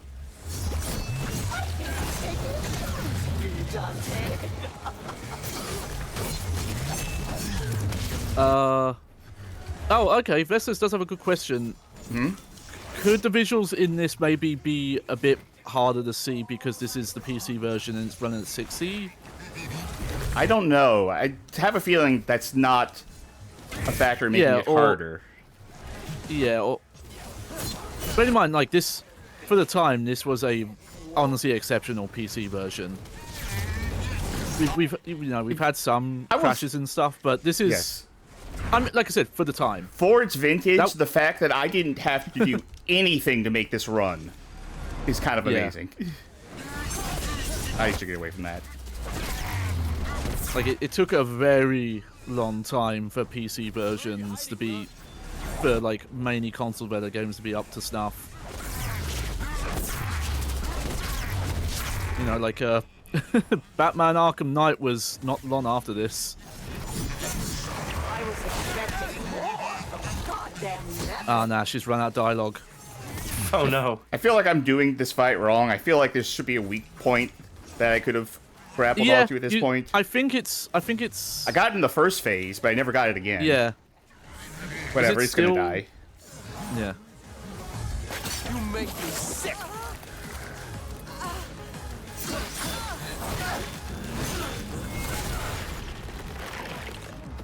Oh, Timrod said this seems way too simple for a boss fight this late in the game. Also some subtle foreshadowing there.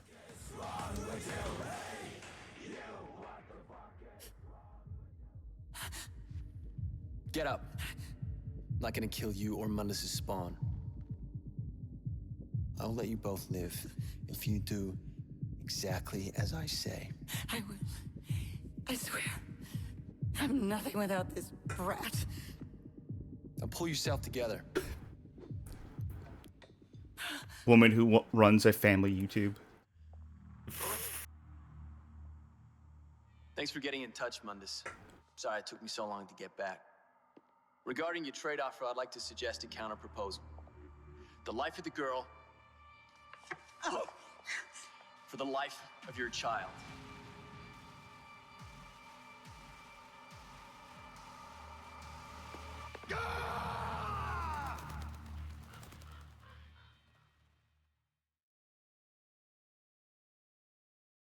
It's a Vesselus bit of a asks, Go ahead. how close are we to the end? Oh, we got another episode left after this one. Yeah. And the bonus treat, you'll have the DLC campaign as well. Yep. Oh yeah, that's right. I have a lot. Wow. There's something coming up. Triple I have a lot S. to say about. Triple S with Hey. 2 items used. And an A on time. Huh. Interesting. Yeah. I don't think I want to get... How many... Oh, yeah. You know, No, I'm as gonna long as we're pass. between levels here, as long as we're between and about to get into the cutscene, I'm going to preface what's going to happen next. I'm not going to give it away. Yeah. I No, do want there to be some element of surprise here, Fair. but we're about to get a defining moment of this game, a defining moment for some of the characters within as well. Actually, no, I need to blow my nose. Someone stall for me for a second. All right. Well, Yeah. Oh, you go on.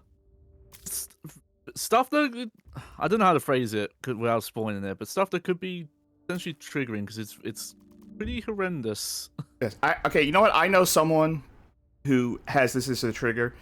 If you have a trigger for seeing something happen to a pregnant woman or to the child that a pregnant woman has, then the rest of this episode is going to be rough. Yeah, that's the best way to put it. Yeah. Now, with that said, I don't necessarily hate in concept what is about to happen. That may be surprising because this is definitely distasteful. What is about to happen? In terms of a sense of using it for fiction and not in real life. Right? Yes. Okay. It definitely... I'll get this. It's so tough to talk about without it happening. I think we just have to let it roll. Yeah. I think Yeah. we just kind of have to... All right. And what I'm going to do is, Johnny, if you could activate your controller, Yeah. and I'll let you I'm gonna do click this in the level because I have to window. step away for a little bit. All right. You have control, right? Yep. Go All right. control. And I know you know how to play this game. So go ahead and start mission. Turkey getting out of here before they have to deal with the incredibly uncomfortable subject we're about to. All right. I'll be back. Have fun.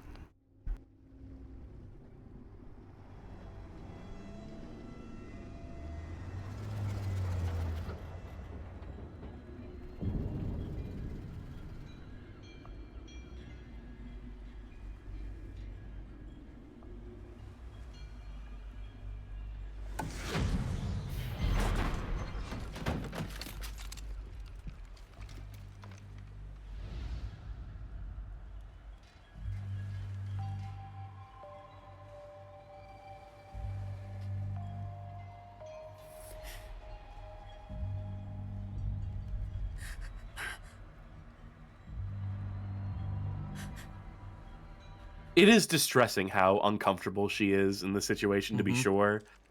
But I mean, it's deliberate. Yeah. It's also like very quick turn for a character.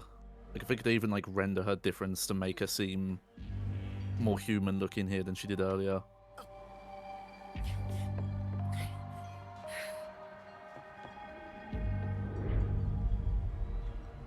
I think the big problem with the scene is that this character has had no real agency, this Lilith.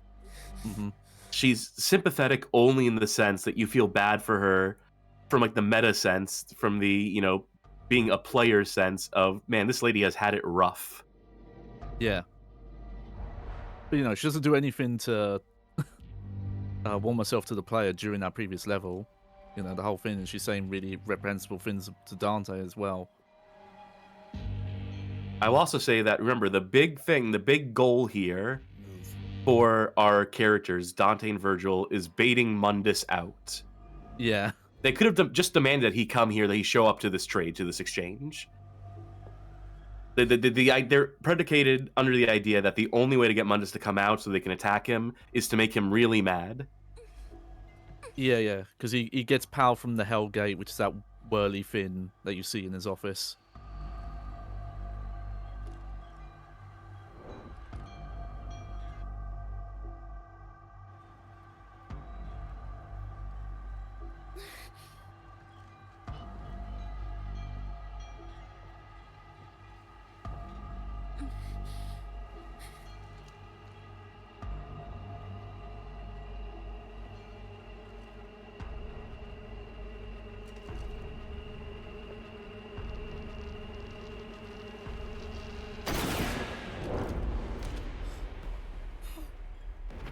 Fuck. Oh, no.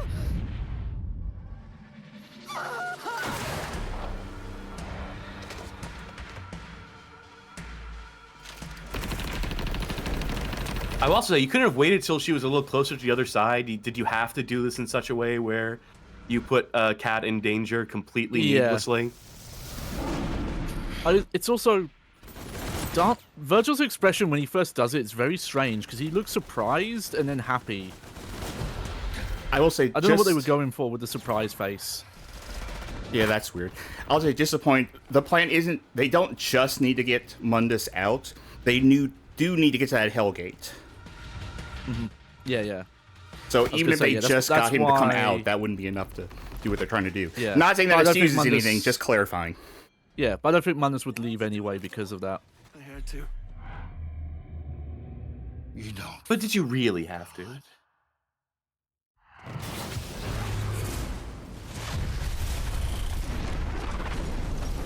Anyway, I'm not done yet, so Johnny, have fun with this level. Yeah. Get her out of here. Go! There's also the weird question of, you did the boss fight with Lilith, but then suddenly that sniper rifle is a one-hit kill. I feel like that could have been handled a little better. But that's at least that scene's problems. But it just compounds it. Fresh Tendrils 99 says, this is such a jarring tone shift from the disco ball level. Yeah. Alright, okay. Oh, hang on. Before we do that, check out the car dashboard. You see that? Virgil's custom. God. This is why this car's known as the Virgil Mobile, by the way. Oh, I gotta save my friends. Virgil and Kat. Too bad we can't see them in the fucking car. You know, they are in there. Let this fail, I guess. I'm letting this first one fail just because it's really funny. Oh, what am I gonna do? All right, take two. Okay.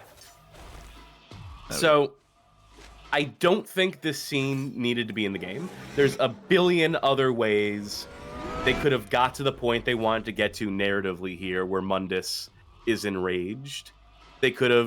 Virgil could have done a better job masking, you know, the shot of making it seem more incidental, accidental. There's a million things they could have done to not do this scene that would have been completely valid, probably better. But if you are locked into this scene, if your creative director on your project, the word from on high is, we're doing a sniper rifle abortion, as the term has been coined around this game, has been bandied about. Oh, Bob asked, did they change the scene at all in Definitive Edition? Nope. Nope. I know I did run there. I mean, the scene, as uncomfortable as it is not played for laughs. It is definitely played to be like, you're as upset as Dante is about what Virgil did. They're trying to put you in the shoes of Dante and in making the moment as deeply uncomfortable. Dante, who, you know, was completely willing to spare Lilith and the child in that moment, who this was not his plan. This was a decision taken out of his hands entirely. This is entirely Virgil's doing. This was Virgil's plan. This is Virgil going rogue. And, you know, if Virgil, you know, is clearly being coded at this point, if we are giving away the fact that he is a villain, and, you know, if you had any doubts about that fact from, you know, the cat exchange that we talked about earlier, if you are, you know, we're on Virgil's side earlier about him just being pragmatic, then this scene is meant to clearly, like, serve as, like, a delineation, as a, no, this is, like, just how Virgil operates.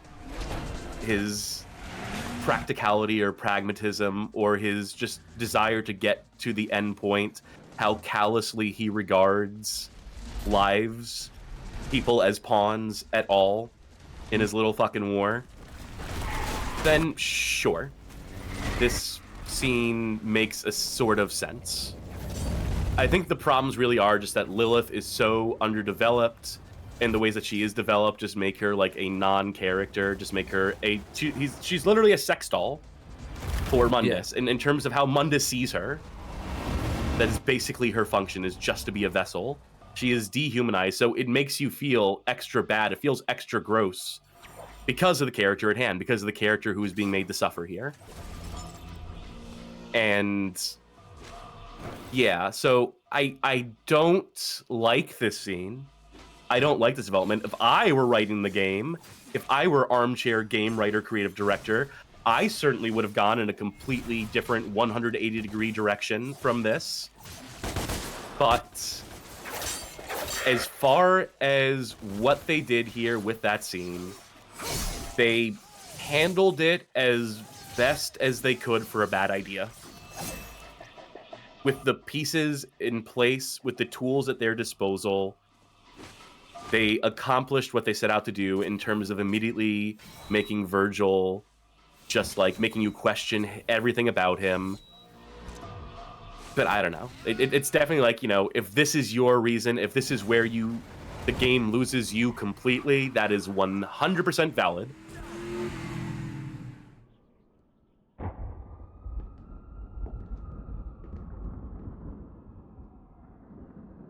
Well, we'll see it soon, because that's such a short level.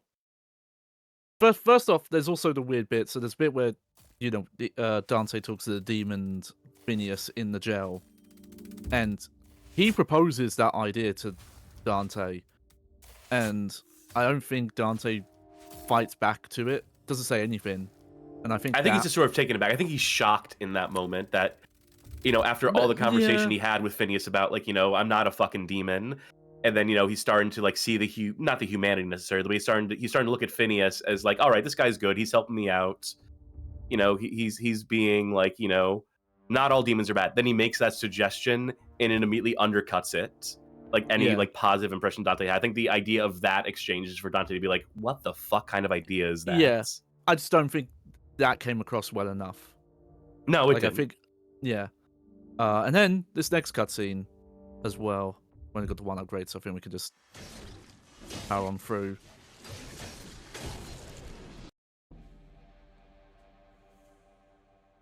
Oh, wait, no, never mind. Sorry, that's a definitive edition cutscene. So the Hellgate is the main source of Mundus' I'll talk about it in a minute. It can only be reached from his chamber. You must break into the chamber and close the Hellgate. Mundus is still weak from his last outburst. This is your chance to defeat him. Oh yeah, we're missing so much here. I know that Virgil is Nephilim. We can use that to our advantage. There's a back door into the tower located here. Virgil, you must reach the security room undetected. So Dante, you will create a distraction here. Hey guys, you looking for a fight? Here I am. Just like your father. Too big for your fucking boots. Me, a god. Versus you, a piece of shit. Yeah, he seems real broken up. Saying pithy lines like that. Definitive Edition has a whole, like, another, like, minute or two of... Like, I think the gist of it is, like, you know, they've rescued Kat. Dante's like, hey, what the fuck was that? Yeah, it's a really... It's longer than I thought. So, Kat's waking up out of her, you know, being, you know, beat up and rough and stuff. And she overhears Dante and Virgil arguing. And Dante legitimately being like, why did you do that? Though his main objection is more, why didn't you tell me you were going to do that? I will add. Like, he's angry, but he's not entirely against it in the way I think he probably should have been. And, you know, Virgil brings up his point and says, you know, hey, it did work. Remember what we're fighting for here, like that whole kind of speech. And then Kat wakes up and points out, I forget her exact response, but she basically points out, hey, I've been in Mundus's place, walking around in Limbo. I know how to get to his office. I can guide you. Yeah, I think the line she says is, you need me. Yeah. Oh, yeah, because I think even both of them at that point are like, you know, Kat, we can't keep putting Kat through this kind of thing. And she's like, no, don't talk around me. You know, they speak for her in that scene. And then she's like, no, I can help. Welcome back. Yeah, if you don't... That's the wrong button. Yep. If you don't mind continuing this for a little bit so I can have my drink, because this is the ginger drink that kicks my ass. And also so I can elucidate my thoughts a little bit on what happened there, which I'll go into like greater detail around the end of the episode about that scene.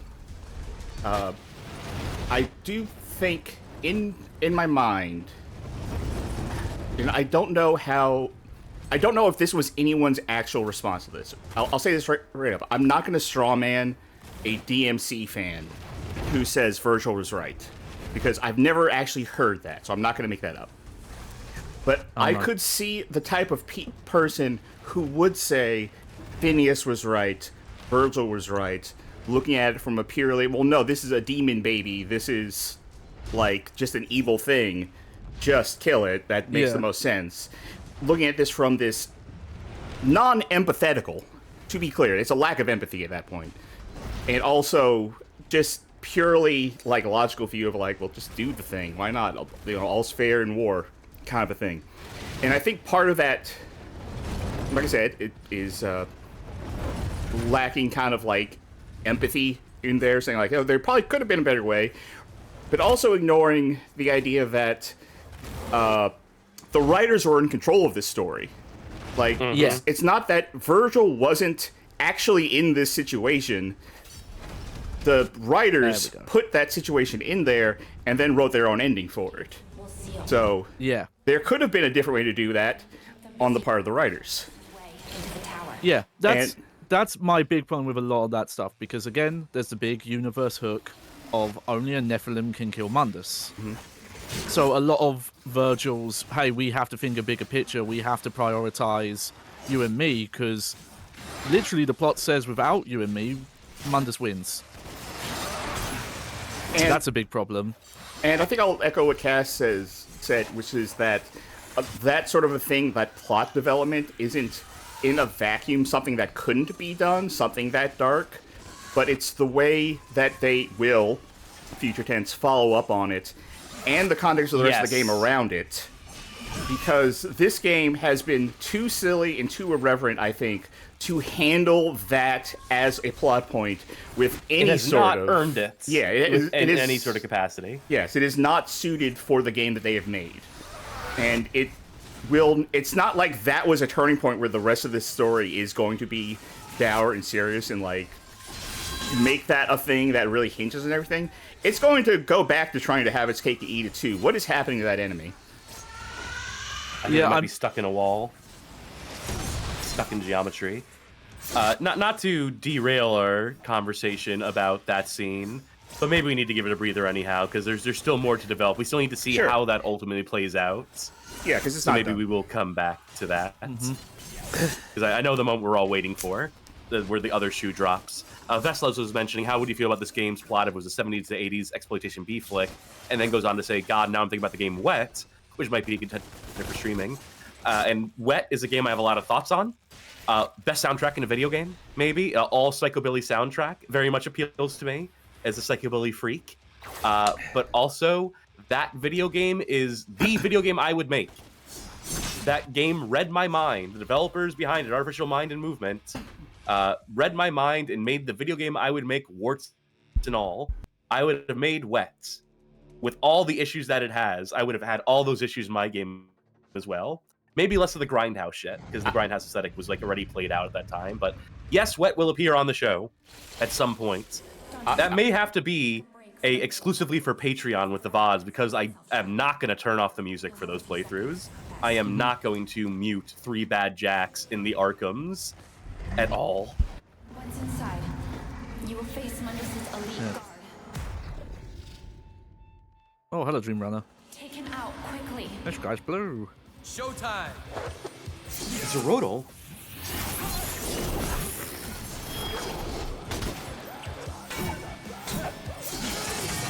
Oh, he is? Oh, no, wait, he's not. He's not that kind of blue, I think. Or is he? Oh, I'm really not sure. No, he's not. Hey, I got him. I will say, about the way that last scene is handled, if you wanted a way to do that beat without having it be the way it is, if you needed to like come up with an alternative version of that, you could have had Lilith like kill herself in some capacity, like, you know, rather than be taken captive. Maybe in a moment of agency for her, she's like, I'm not going to play a part in your plan. I'm going to do this. And then Mundus will be pissed at you and he's going to fucking kill you. Like something where she's the one who ultimately removes herself from the equation. But then you don't get the development for Virgil, right? You don't have the moment of Virgil being a complete piece of shit. Or maybe, you know, you have Virgil take part in that fight. And then, like, ultimately, like, Dante's about to spare her. But at the end, it's Virgil who lands the killing blow in that fight when she's vulnerable. Have it happen in the moment. I think the fact that it is at range, that it happens during that exchange, is, like, you know, a big part in, like, making it as uncomfortable as it is. So if you wanted to alleviate the discomfort, there were different ways to achieve that end. But again, this is all the writer's fault. They wrote themselves into this corner by coming up with that idea and committing to that idea of killing the baby along with Lilith. And my last point I also want to add to it is because there's the whole weird issue with the morality of demons in this, because this game, you know, even when it's trying to go against it, is saying, oh no, demons are inherently evil. They inherently feed off humans. Like Sparda's an exception. Even Phineas, who is like a prisoner, they still, you know, and then he comes out and says to do what Virgil does, as you mentioned.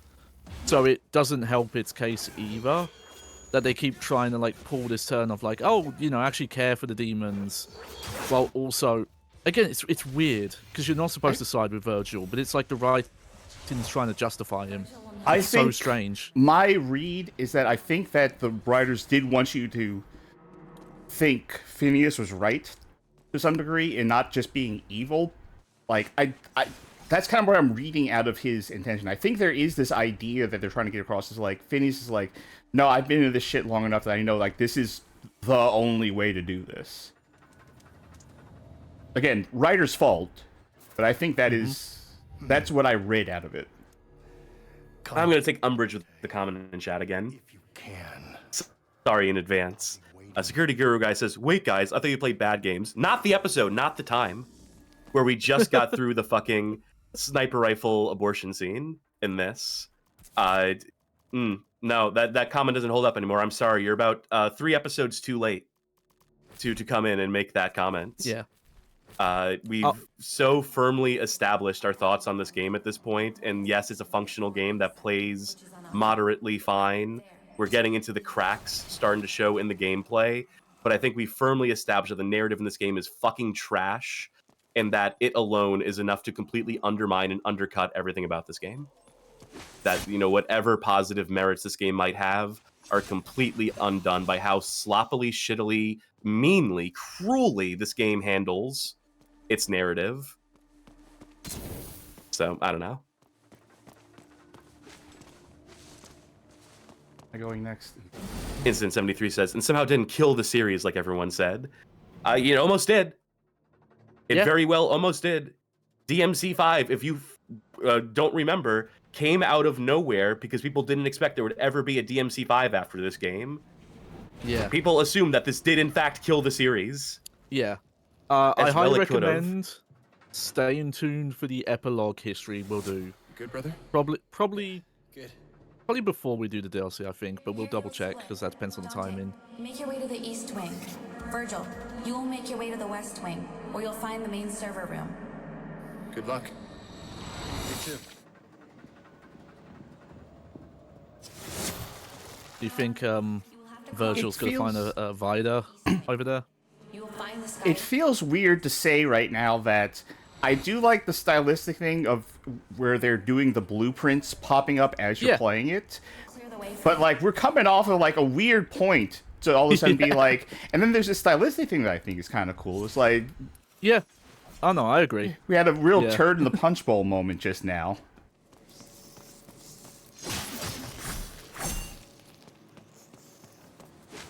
All right. I think I lost just another viewer. All right, I'm 2 for 2 tonight. I don't even mean to. You know, this is, you know, I probably shouldn't acknowledge this stuff on show.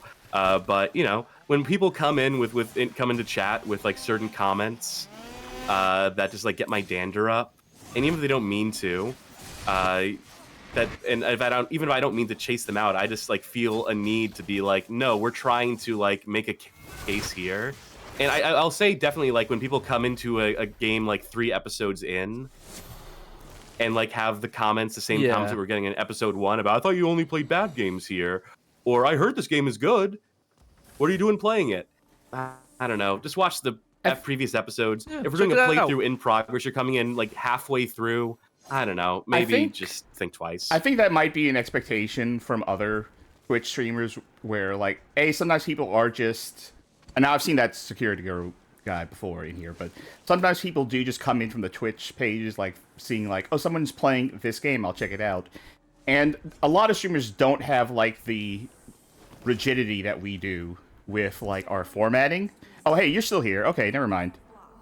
Okay, well, I'll stop talking about you in the past tense. Anyway. Yeah, to be clear, and if I can just, like, you know, again, not trying to chase people out, not my intention. I just feel... like we need to get, like, that we do need to address comments in a way that are, like, you know, flippant, you know, as they may well deservedly be, you know, just trying to bring levity to us. This is a fun show. This is supposed to be an entertaining show. I think the timing was critically bad because of the scene that we had just gotten through. So my apologies if it came out harsher than potentially intended in that moment. We're cool. Just to be clear, security. Sorry, no, genuinely, like, you know, I will apologize if I came across harsher than I intended to in that moment. But so no, it's all good. So this is corporate hell. Anyway, I get where Cass is coming from though, just because if you ever see the Bad Game Birthday around this game or similar posts. Some people they don't elaborate on it, but some people love to go to bat on this whenever those posts go out on Blue Sky or Twitter. And the point I was just saying there was when you were saying on the episode 3 thing, that episode 3 of a stream for us is a different vibe than episode 3 of a stream for, like, Vinny Vinesauce or something. So, you know, we are the outliers in how we approach games and, like, stream and analyze them and stuff. But yes, that was just an exceptionally bad moment. We can drop it there. Mm-hmm. Yeah. Video games, huh? Yeah. Yo. Like, so how is this playing now? Now that you're getting this enemy encounter for, like, the 4th or 5th time? It is a more involved encounter, and I appreciate that. But I feel like the back and forth here isn't great because I feel like I'm not sure what the proper counterplay is to a lot of this stuff. Because sometimes it feels like when I'm going in for an attack, he's already gone off into like, nah, this isn't the time.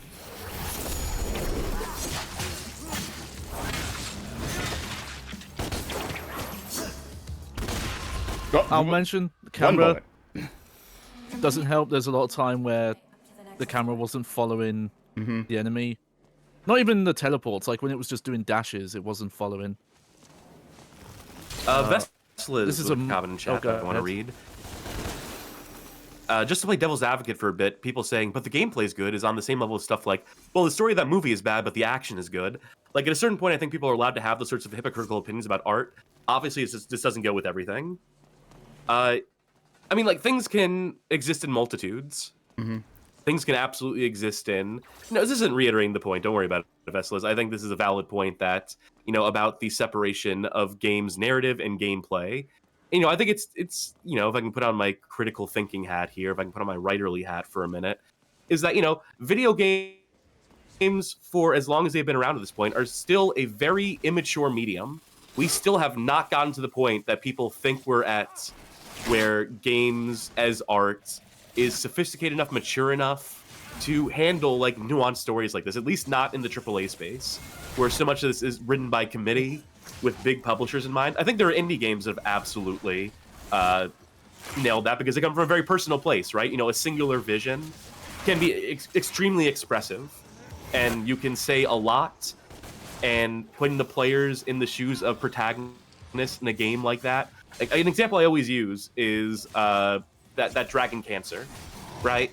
That's an example of a game that is incredibly heartfelt and will fucking rip you apart if you allow yourself to like really like feel the empathy and to put yourself in, like, to immerse yourself in that world. DmC Devil May Cry is not a game you can really do that with. I think it is a case where it is just so emotionally immature between the fuck yous and the one-liners, and it's just like very tonally incongruent and inconsistent in a way that reveals a lot about the writers and the fact that so much of this is just aped from movies, that their idea of telling a movie, like, you know, of elevating games to the level of art and storytelling as a movie just involves ripping off fucking movies. Between They Live, with the writings on the fucking wall, and every other fucking, like, aesthetic reference that they've just straight up lifted. I think it's just a case where, as a medium as a whole, like, games are still kind of at this point. They've come a fair way in the last 10 years, in some capacity at least. They are ever maturing, but I also think that, you know, you when you see the seams, when you see where they fall short, that it can be intensely frustrating because you want it to be better. You want a game to be better. You want games as a whole to be better. You want the equivalence. You want this medium to be acknowledged and appreciated in the same way as higher, finer forms of art are. And we're just not there yet. What did she say? And when a game so confidently pretends like we are there and misses that mark, you become acutely aware of it, I think, if you're paying attention, if you're invested in this, not just the game itself, but in games as a medium, as a vehicle for art and storytelling and so forth. It's heavily invested. And Incident 73 brings up a very good point. I still recall the interview, how one of the voice actors described this writing as Shakespearean. Yeah. I don't know about that one. You know, I don't know about that voice actress. Oh, Cash is that king. was Lilith's voice actress too. I hear it. Aha. Two of them. I don't know. Hopefully that was a cogent point. I'm still sick. I'm still semi-delirious after streaming for 10 hours on the other day, so hopefully I made some sort of prescient point there.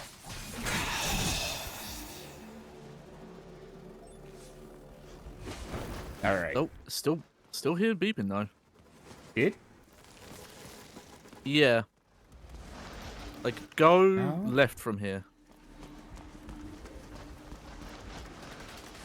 No. That's going to obfuscate. It might just took a second to disappear. What were we looking at, voice? Wait, where'd they go? There they are.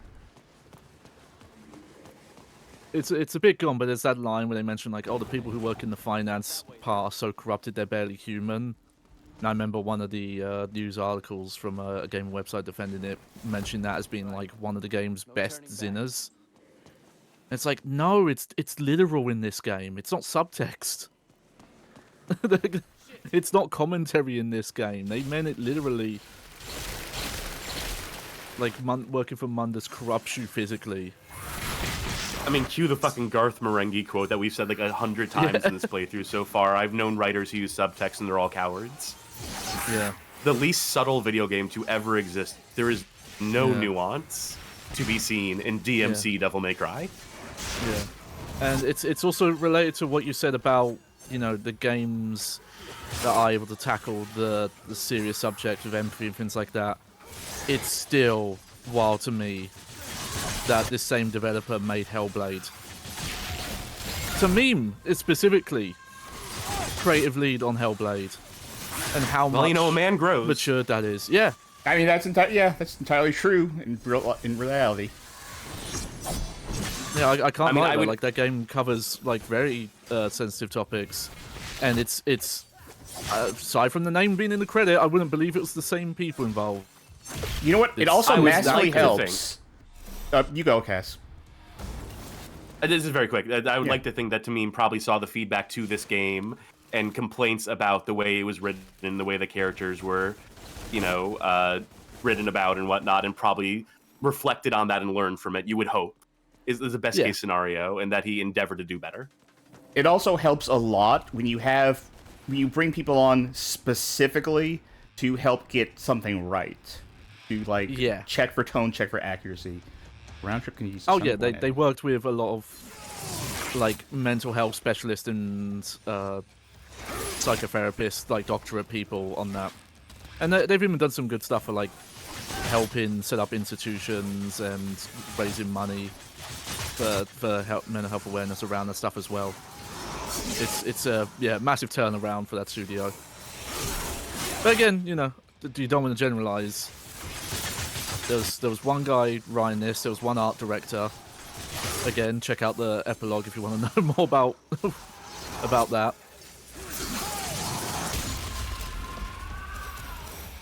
Move up to the next floor. I will say these levels have been pretty weak. It's like they gave up on trying to be aesthetically interesting at this point. Yeah, it's just office building with mold. They kind of had the blueprint thing going at least for a that bit. sketch. Yeah. Yeah, that's the thing I was going to say. I wish they kept that up more. What did that say? Sell more... I don't know now. Stocks? Sheep? So they come back up. Sell more debt. And punish poverty. What is this building for? You know, you remember that this game came out... remember that Mundus owns the world through debt. This is like commentary, meant to be commentary on the financial crisis of 2008. Mm-hmm. Which, you know, to me, watched The Big Short and came away, his impression of it is just, oh, debt. And that's as far as it went. Yeah, because what I'm wondering is, like, what is the business in this building? Like, what do they do? Did they mention that at some point? Short-term mortgages and making loans to people like the President of the United States or to, you know, the U.S. government, and then locking them into debt contracts is the implication. Is that owning them by making them... like, you know, like a mob, like a fucking loan shark, basically, but on a scale that is, you know, frankly, irrational. Yeah, I was trying to see if there is more to this than it just being the business.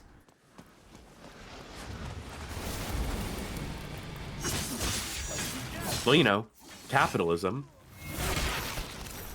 This is the ultimate evil is corporations and business, which is, you know, correct. Yeah. But, you know, this game is not, like, doing anything subtle with that or nuanced with that or anything interesting with it. It's just, again, a very high schooler punk understanding of how capitalism works and how it's a cancer on the earth, a blight on the planet and whatnot. That can't be anything. Fucking Final Fantasy VII on PS1 had more nuance about, like, the idea of mega corporations. Not even Final Fantasy VII Remake, which I'm currently still replaying and still enjoying the ways they wrote that game. They wrote the fuck out of that game. Cass, real quick, you might want to rejoin the call. It's not terrible, it's not awful, but it's getting a little. All right. Ooh, gold door. Alright, what's this one? Extreme traversal. Alright.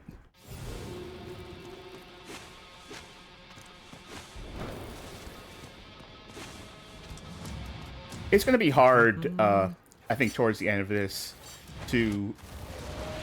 I don't know what the phrase I want to say is. Perhaps, like, square the circle of what I think about this game in terms of gameplay versus what I think about this game's story and how that, like, comes together as a whole. Because it's very easy for me. I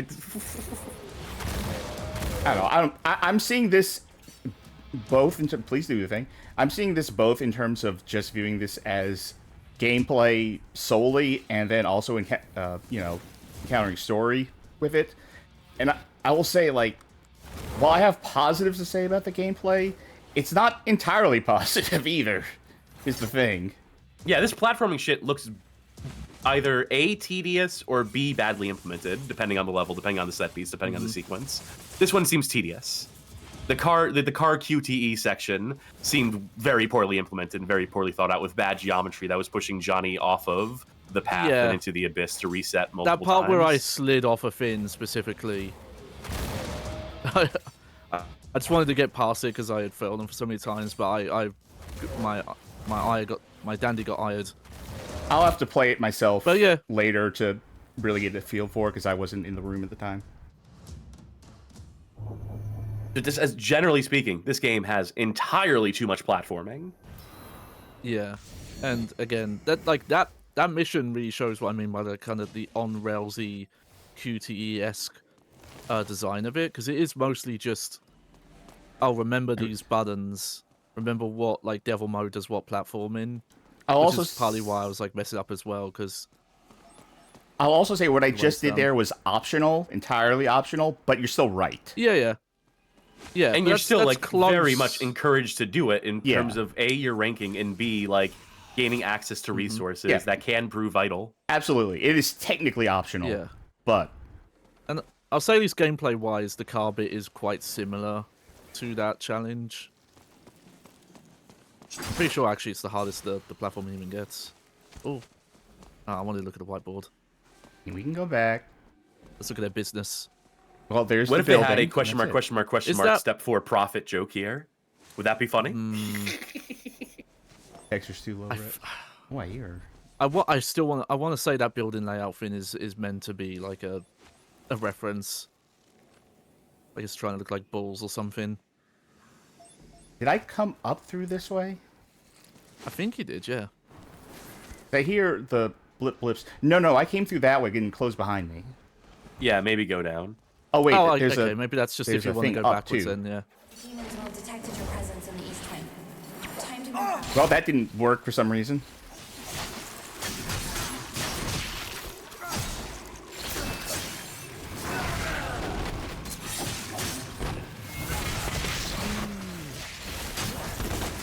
Man, remember the first hour and a half of this episode where we were firing on all cylinders, we were being so funny? Yeah. And then we had to, much like the game, pivot on a fucking dime and completely change the tone of things. Man, I missed the first hour and a half of this episode. I mean, all right. We all collectively became downers in the last hour. Debbie Downer. Oh, that's a Devil Star thing. Well, while I'm down here. Yep, there's a Reevy guy. Not here, though. Also this. Sounds like it's in the wall, which is not helpful. Oh, there he is. If it was that guy, the stereo was not doing us any favors. Yeah. Audio indicators, often bad. When all you have to detect things in the environment is audio, usually does not work. I'm thinking back to fucking Virtua Quest. And then trying to find things to scan the environments based on audio cues or whatever game we played recently that had it. Wait, shotgun just kills those things instantly? Yeah. I guess if they're that close, yeah. Oh, okay, it's still there. Is it? And there's so many of these. Like when I compare to how many I know where it is. Yeah. When you compare to how many blue orb fragments are in a typical Devil May Cry game, I think there are way more of these Lost Soul guys in this. Alright. Now this time, don't break for no reason, please. Thank you. What? Okay. I think if you look up... Yes? Yeah, that stuff that's flying across, I think is what's hitting you. Well, that's hard to parse because that just seems like a background element. It doesn't seem like something like that would actually be like foreground or have collision That on shouldn't it. have gotten me though, considering where I was. Yeah, now I'm not sure. Now I don't believe myself. I'm also not sure where that thing is now. I thought it would be in one of those elevators, but oh well. I don't need it. Come on, Virgil. Hang on, Dante. Virgil, just be careful you don't trigger the tampering mechanism. Bingo. Bingo. Ah, they're twins. Get it? Bingo. Not bingo. That's bullshit. Virgil, you must not let yourself get dragged into limbo, or you will lose your ability to hack the servers. If you are detected, it's all over. Your ability. You'll lose your perk, Virgil. Ow. You'll have to respec if you get dragged into limbo. It's a really clunky way of putting it. All right, really I understand. I understand. It didn't look like that. Joe DeReal says, now Dante does a sexy crossing the laser sequence like in Danger Girl. Dante bending over, doing contortionist shit to get through these lasers. Yeah. It's that or it's the laser corridor for Resident Evil 7. No, not 7, from 4. There are lasers in 7, but that's not what I was thinking of. Remember when they redo that in Resident Evil 6, where they bring back the laser walls and try to do it cooler, and it's not cooler? I'm sure one of our Resident Evil 6 playthroughs was probably the Leon campaign, right? Possibly. Yeah. They kind of run together at a certain point. I think it's that weird section where Chris and Pierce are like on the adjacent side. Oh yeah, you're 100% right. And they're in their own weird game show where they're competing with each other. And Lilith is there. It was the crossover of the century across Capcom properties.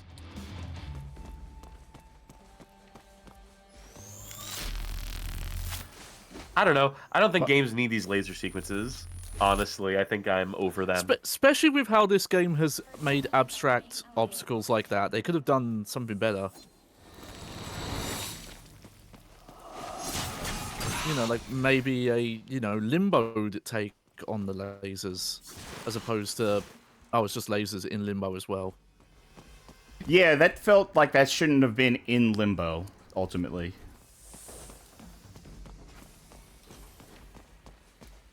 I could be wrong, but I think we're really close to getting the final weapon. I should be. We're close to the end of the game. Yeah. We'll definitely stop before the boss fight this episode. I think that's necessary to make the next episode run. Yeah. Yeah. Okay. Well, that's the thing, actually. There's a lot more. Over here. I remember there's a very long level with Virgil before the boss fight. Actually, do me a favor, Cass. If you could look up how many chapters are in this game to get an idea of where we should stop. Sure. You will rendezvous with Virgil. Seems you underestimated Kat. I didn't. You really care about her. About all of this. You once said you didn't give a shit.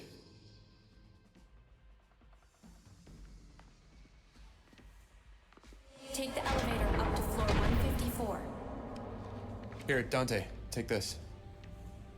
I took it off a security guard. Might look like a taser in the real world, but it's a powerful demon weapon in Limbo. Wait, how is he able to grab that if things from the real world don't transfer into Limbo? Well, sometimes they do. That's fucking great. No, sometimes they do. Okay, cool. Yeah, good. Good hand wave. Remember in the intro level where the Ferris wheel got knocked over in real life? And nothing else that the demon destroy did? That one church. Sometimes I remember the entire level called The Order, Mission 11, we opened this episode with, where Dante couldn't do fucking shit to save Cat because he couldn't get out of Limbo into the real world or interact with the real world outside of like a few, like knocking over a file cabinet. If you're gonna establish that there's rules, you have to establish the rules. Yeah. By the way, there are 20 missions in this game. All right. We are currently on mission 16. Okay. I'll leave it to you where we should probably end off, though. Yeah. Knowing that levels 19 and 20 are both boss fights. Yeah, I'm gonna say end of this level so that we have the two like levels, which are mission 17, mission 18, to open up the next episode, and then the bosses, and then we can finish that and have it be like 2.5 hours, 2 hours, 3 hours, however long that ends up being. Well, remember, we're doing 2.5 hours right now. There's also Virgil's Downfall, the DLC, which will be it's I think should be its own. Should start with a new episode. Okay. I think we should give our thoughts on the base game, and they can have it like, you know, quote unquote end, but then be like, and we're gonna do the DLC next and see what that does. Gotcha. Just to live format this a little bit. Well, no, I'm not gonna do that because obviously there's a secret over here. And if you give me an arrow, I'm not gonna go to the direction of the arrow. It's a bit weird. Yeah. Getting a gun late. Depending on the Devil May Cry, it's not that weird getting a gun late. I think it feels weird here because you get all the melee weapons first, and then you get the two guns. Mm-hmm. It feels like very out of order. And it doesn't help that the Kablooey star, which first off, that's a terrible name, as I hinted to earlier. But also, its function is very similar to an upgrade that the shotgun gets. That has basically the same function. Of you do a charge shot and it gives you a remote grenade, sticky grenade. It is distinctly though worse than Kablooey because you can't time. Yeah, it's just like the fact. Yeah. Mm-hmm. It's just that the function, you know, like think of how different Dante's guns are usually. Devil May Cry 5, one of his guns is a hat. Ooh, okay. All right. I'll also make this point.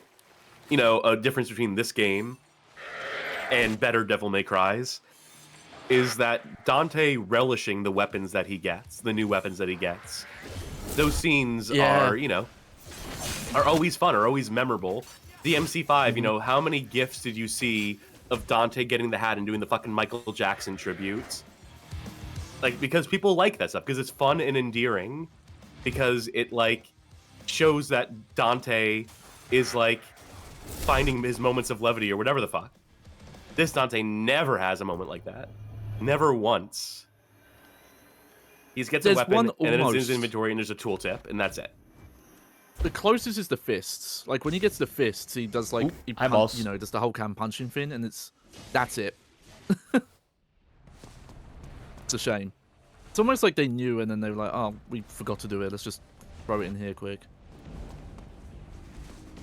And, like, you know, not to get too up my own ass, and not to, you know, try to make too fine a point of those little scenes, those little vignettes with Dante getting the new weapons. Good spin test. That's a very good spin test.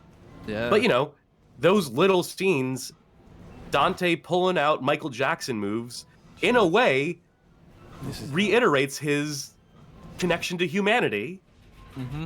You could say, like, oh, him pulling that out shows, just again goes to show that, you know, he's incorporating culture, that, you know, he's feeling like Michael Jackson. He's connected to these elements of humanity that a demon would never have that kind of fun, would never think to do that, because they're all completely, like, utilitarian and don't see, like, you know, the point in culture and in fun and, like, entertainment. In all earlier games, about he is would killing. In earlier games, he would do Bruce Lee shit. You know, like the straight up, even like the thumb on the nose thing. Like one of the early scenes he does in Devil May Cry 3 when he fights Cerberus.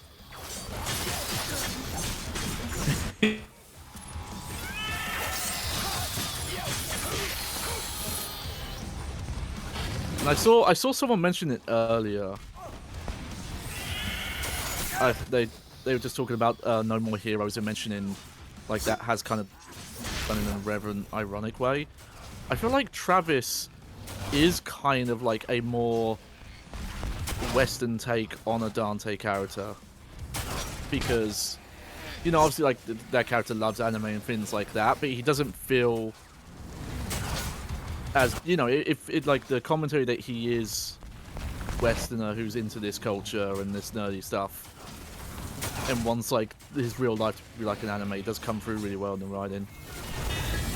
And also, Travis also does a really good job of being, like, the asshole that you can like and spending time with and being around, even when he sucks sometimes. God, I should play No More Heroes again at some point. Might not be as technical, but oh boy, it's fun. Oh, I want to get Romeo's a Dead Man when that comes out, like a week from recording. Oh yeah, yeah. Hey Dante, do you have any lines? Do you have anything you want to say to this guy before you fight him? No, we're just gonna cut to you in the same camera shots I was complaining about earlier, where it's just a close-up on your vague face, emoting absolutely nothing. 'Cause that's fun.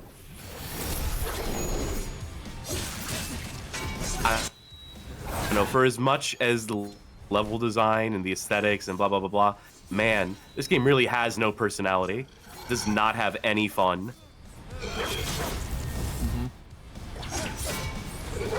Okay.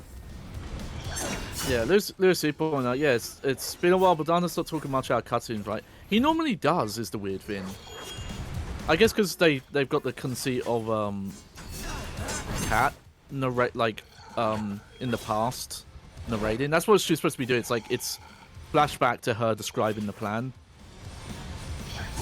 And maybe that's why. Oh yeah, but you know, yeah, he said bingo, but that was in a cutscene.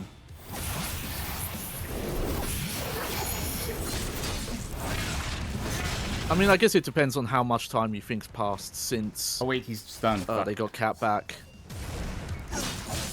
But at the same time, like, you see him hanging out with Virgil there. He's not acting that different around Virgil. Doesn't seem like that upset with him. Oh, nice. Fuck it. So it's not quite you don't the have same... anything to prove, Sharky, yeah. Yeah. It's not quite the same thing, but... It's weird. It reminds me of the parallels of, like, how Half-Life 2 also ends in, like, this big corporate kind of tower thing as well. Maybe I'm just thinking of it because that game does commentary on, like, police states and... like, Big Brother and all that. Better than this. Oh! I guess he was stunned. I couldn't tell. Yeah, I don't know what stunned him necessarily, but he was stunned. Yeah. I thought he was just looking down. I feel like I have to focus up during this part, but there's not... I still don't understand. I don't like this enemy, I will say. I just don't understand exactly what they want me to do with him, exactly what opens him up or not. I know when he does the attack out of the teleport, if you parry that's okay. really good. That's like prop and shred. Yeah, I assumed it was just parrying this. Yeah. But there's some other times you can knock him as well. Like, I know he'll also, like, knock back projectiles and you can knock them back again, but the timing on that sucks.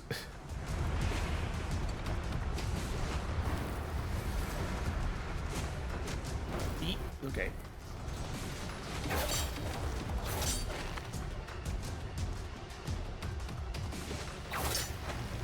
Knock, knock.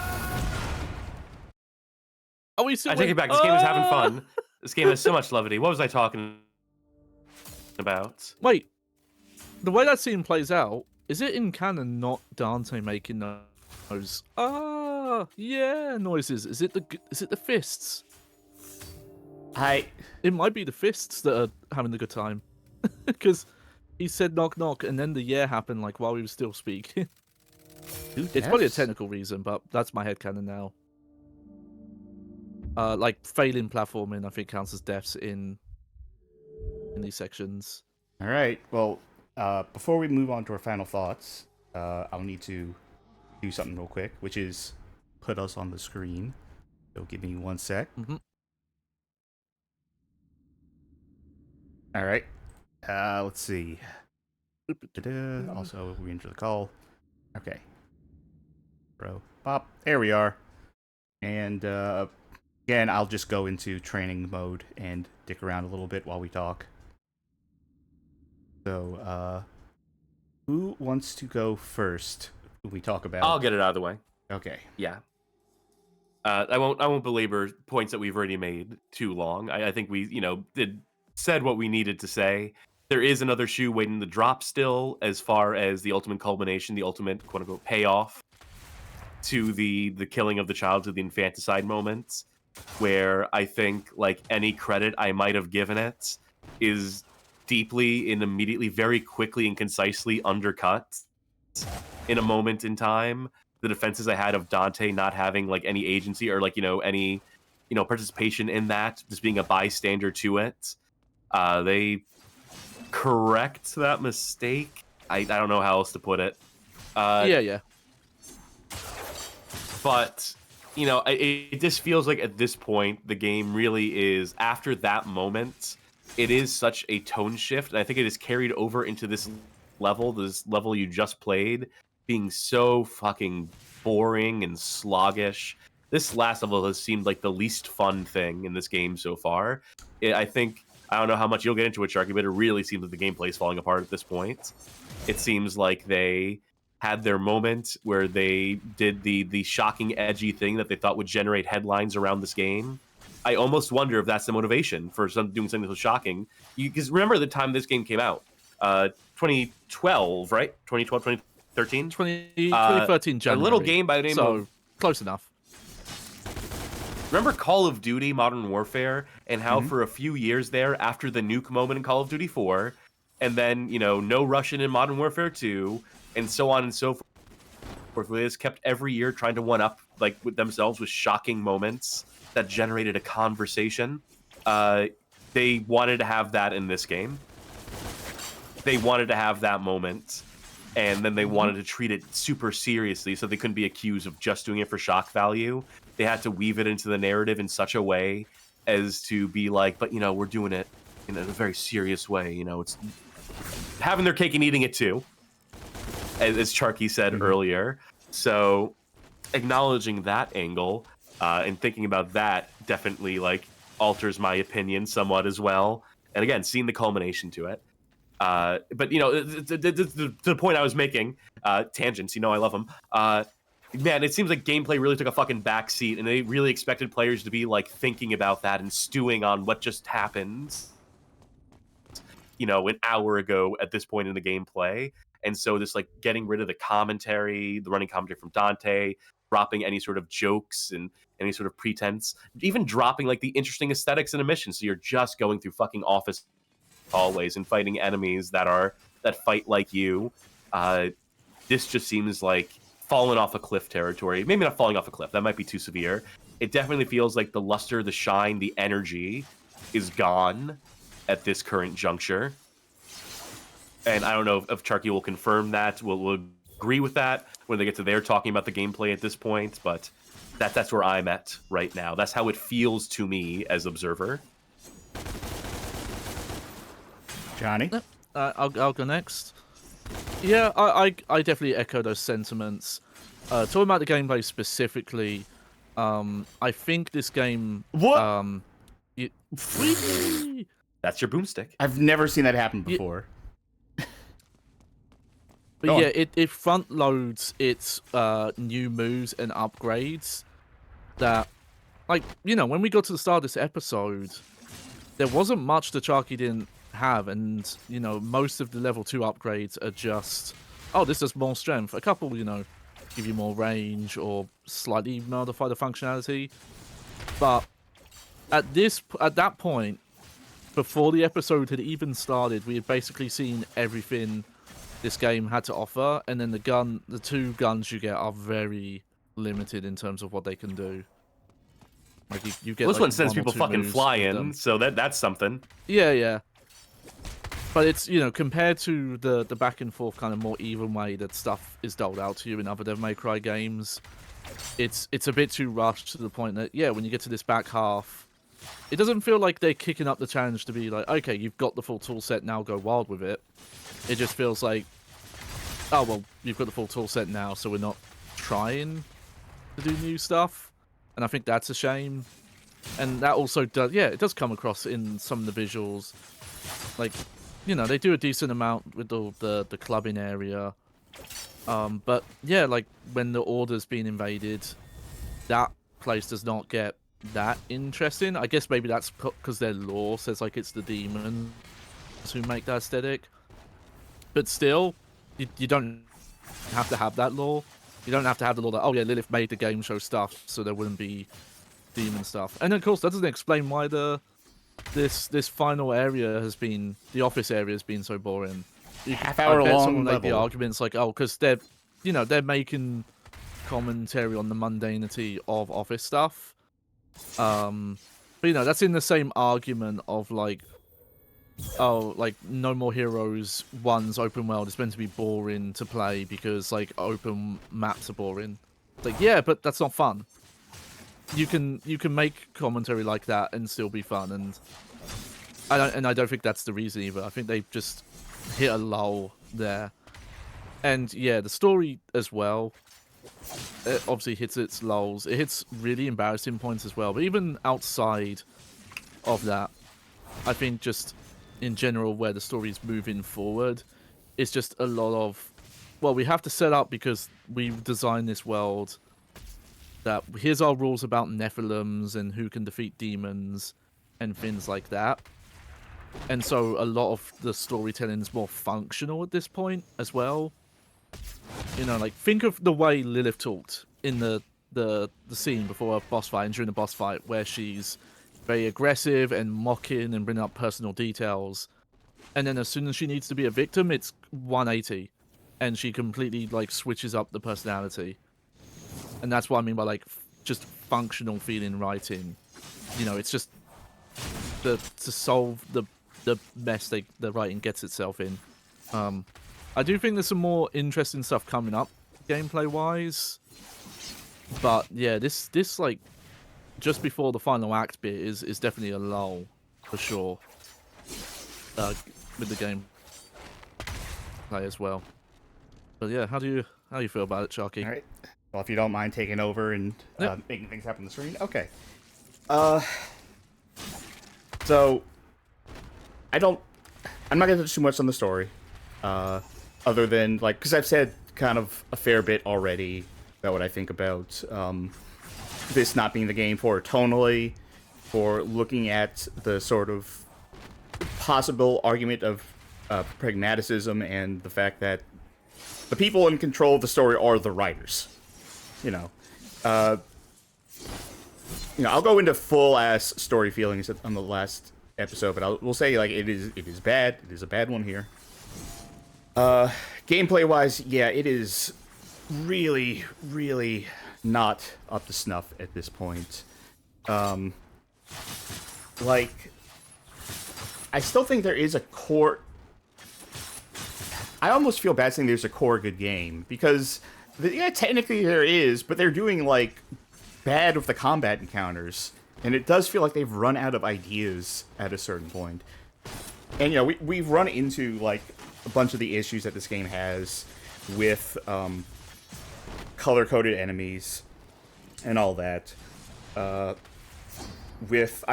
think this new enemy, the only enemy thus far that actually has some sort of like engagement to it, of which I guess there are two of, they just have different names, even though they don't seem all that functionally different. But it's not a very fun fight. It doesn't feel like I'm like getting the upper hand on this thing. It feels like I'm waiting for weird openings that I don't entirely know why he gets tired. So the platforming really is becoming a problem, though.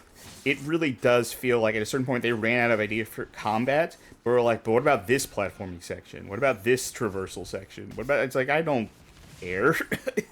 It's not the fun part of this game. It's just sort of becoming tedious. I think that's it. I think this game is becoming tedious to play.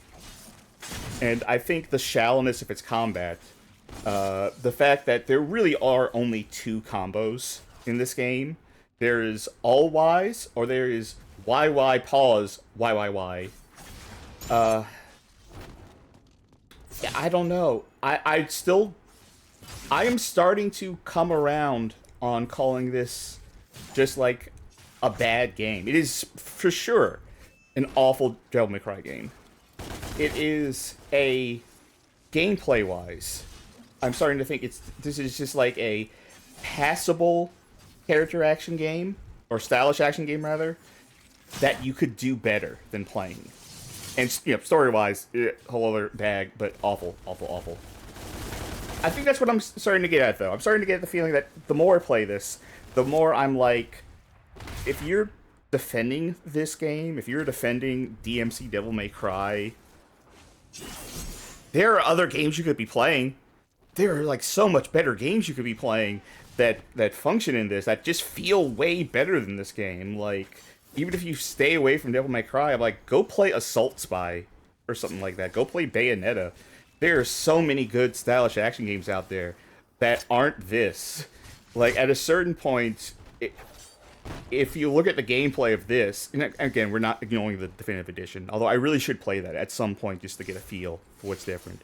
But if you're looking at this and saying, like, the gameplay is, what makes this, it doesn't really, because there's so much better gameplay. And if you were to say the story is what makes this, no, it isn't. No, it isn't. If the style is what makes this, honestly, no, it isn't. There's some neat stylistic things. I will point out, I have pointed out where I think the style is kind of interesting or nice or like an idea, but that's not enough to carry it either. So I don't know. I'm definitely souring more and more in this game. It is not painful to play, but it is something where I feel like I could be doing way better. And I think most people could do way better than play this. You think that'll wrap it up? I think that will. I think yeah. All right. So I will go ahead and get out of here. All right. All right, so with that done, let me go ahead. Work. Dino Gem awarded. Well, thank you. Just up and take us over here to say, folks, thanks for joining us here tonight for this laugh-a-minute episode of DmC Devil May Cry. Let's see. We'll return to this next week. But in the meantime, I want to let me say something real quick before we get into the post-show stuff. That not every episode of the show gets to be super fun all the way through. Sometimes, in our capacity as people who are playing bad games and trying to do it in such a way as to give them their due process, as is the catchphrase of the show, as is the mission statement. Sometimes we gotta get critical. Sometimes we gotta get serious about it. If we want to take games seriously as an art form, you have to drop the shtick sometimes and just really interrogate the choices that are made. And sometimes when games try to get serious, you have to rise to some level of seriousness with it. So I think this game has forced our hand in that way.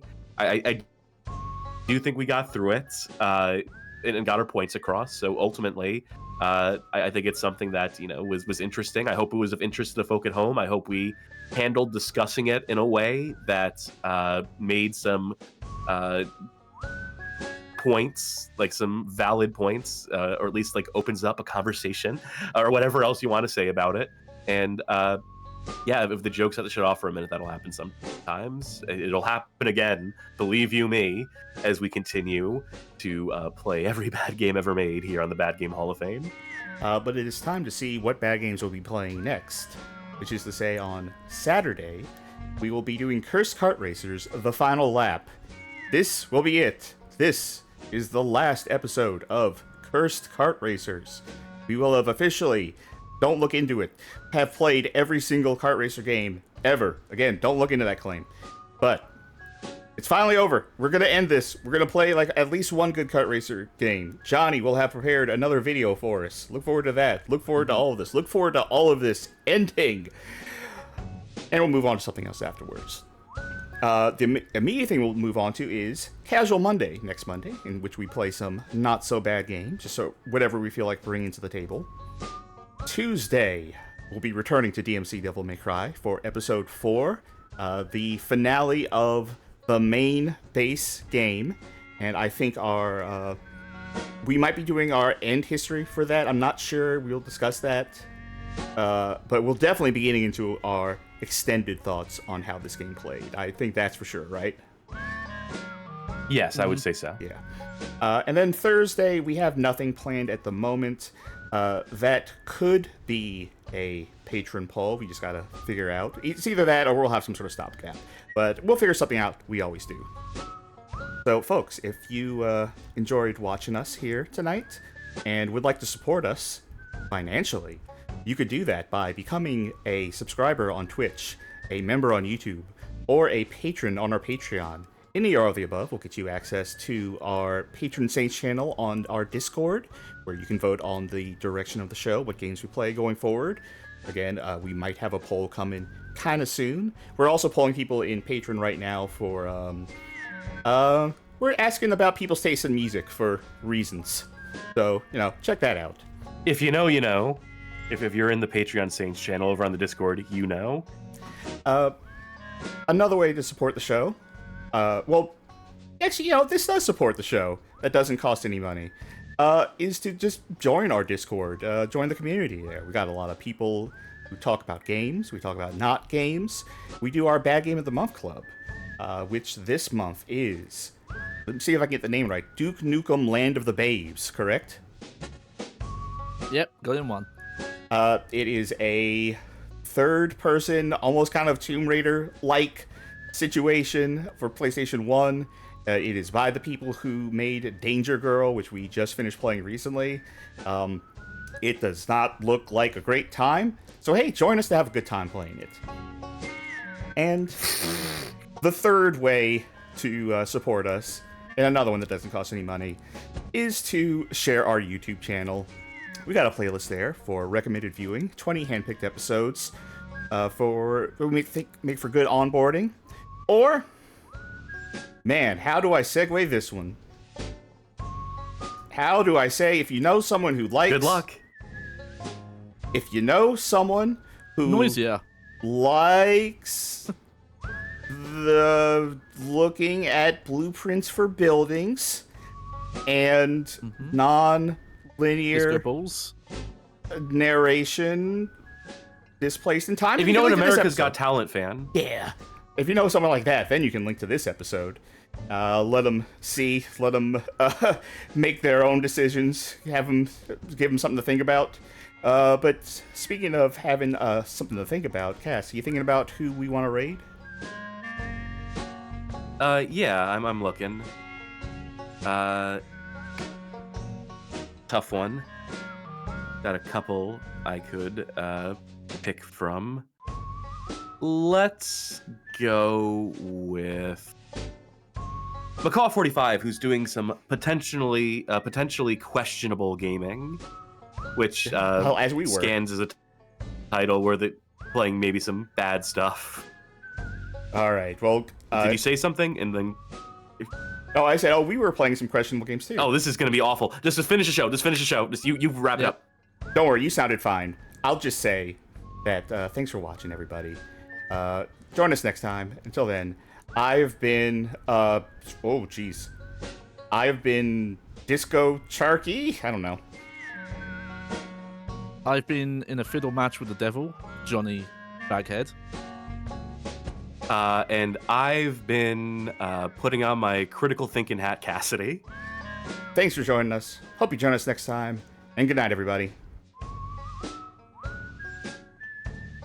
Toodles. Bye-bye.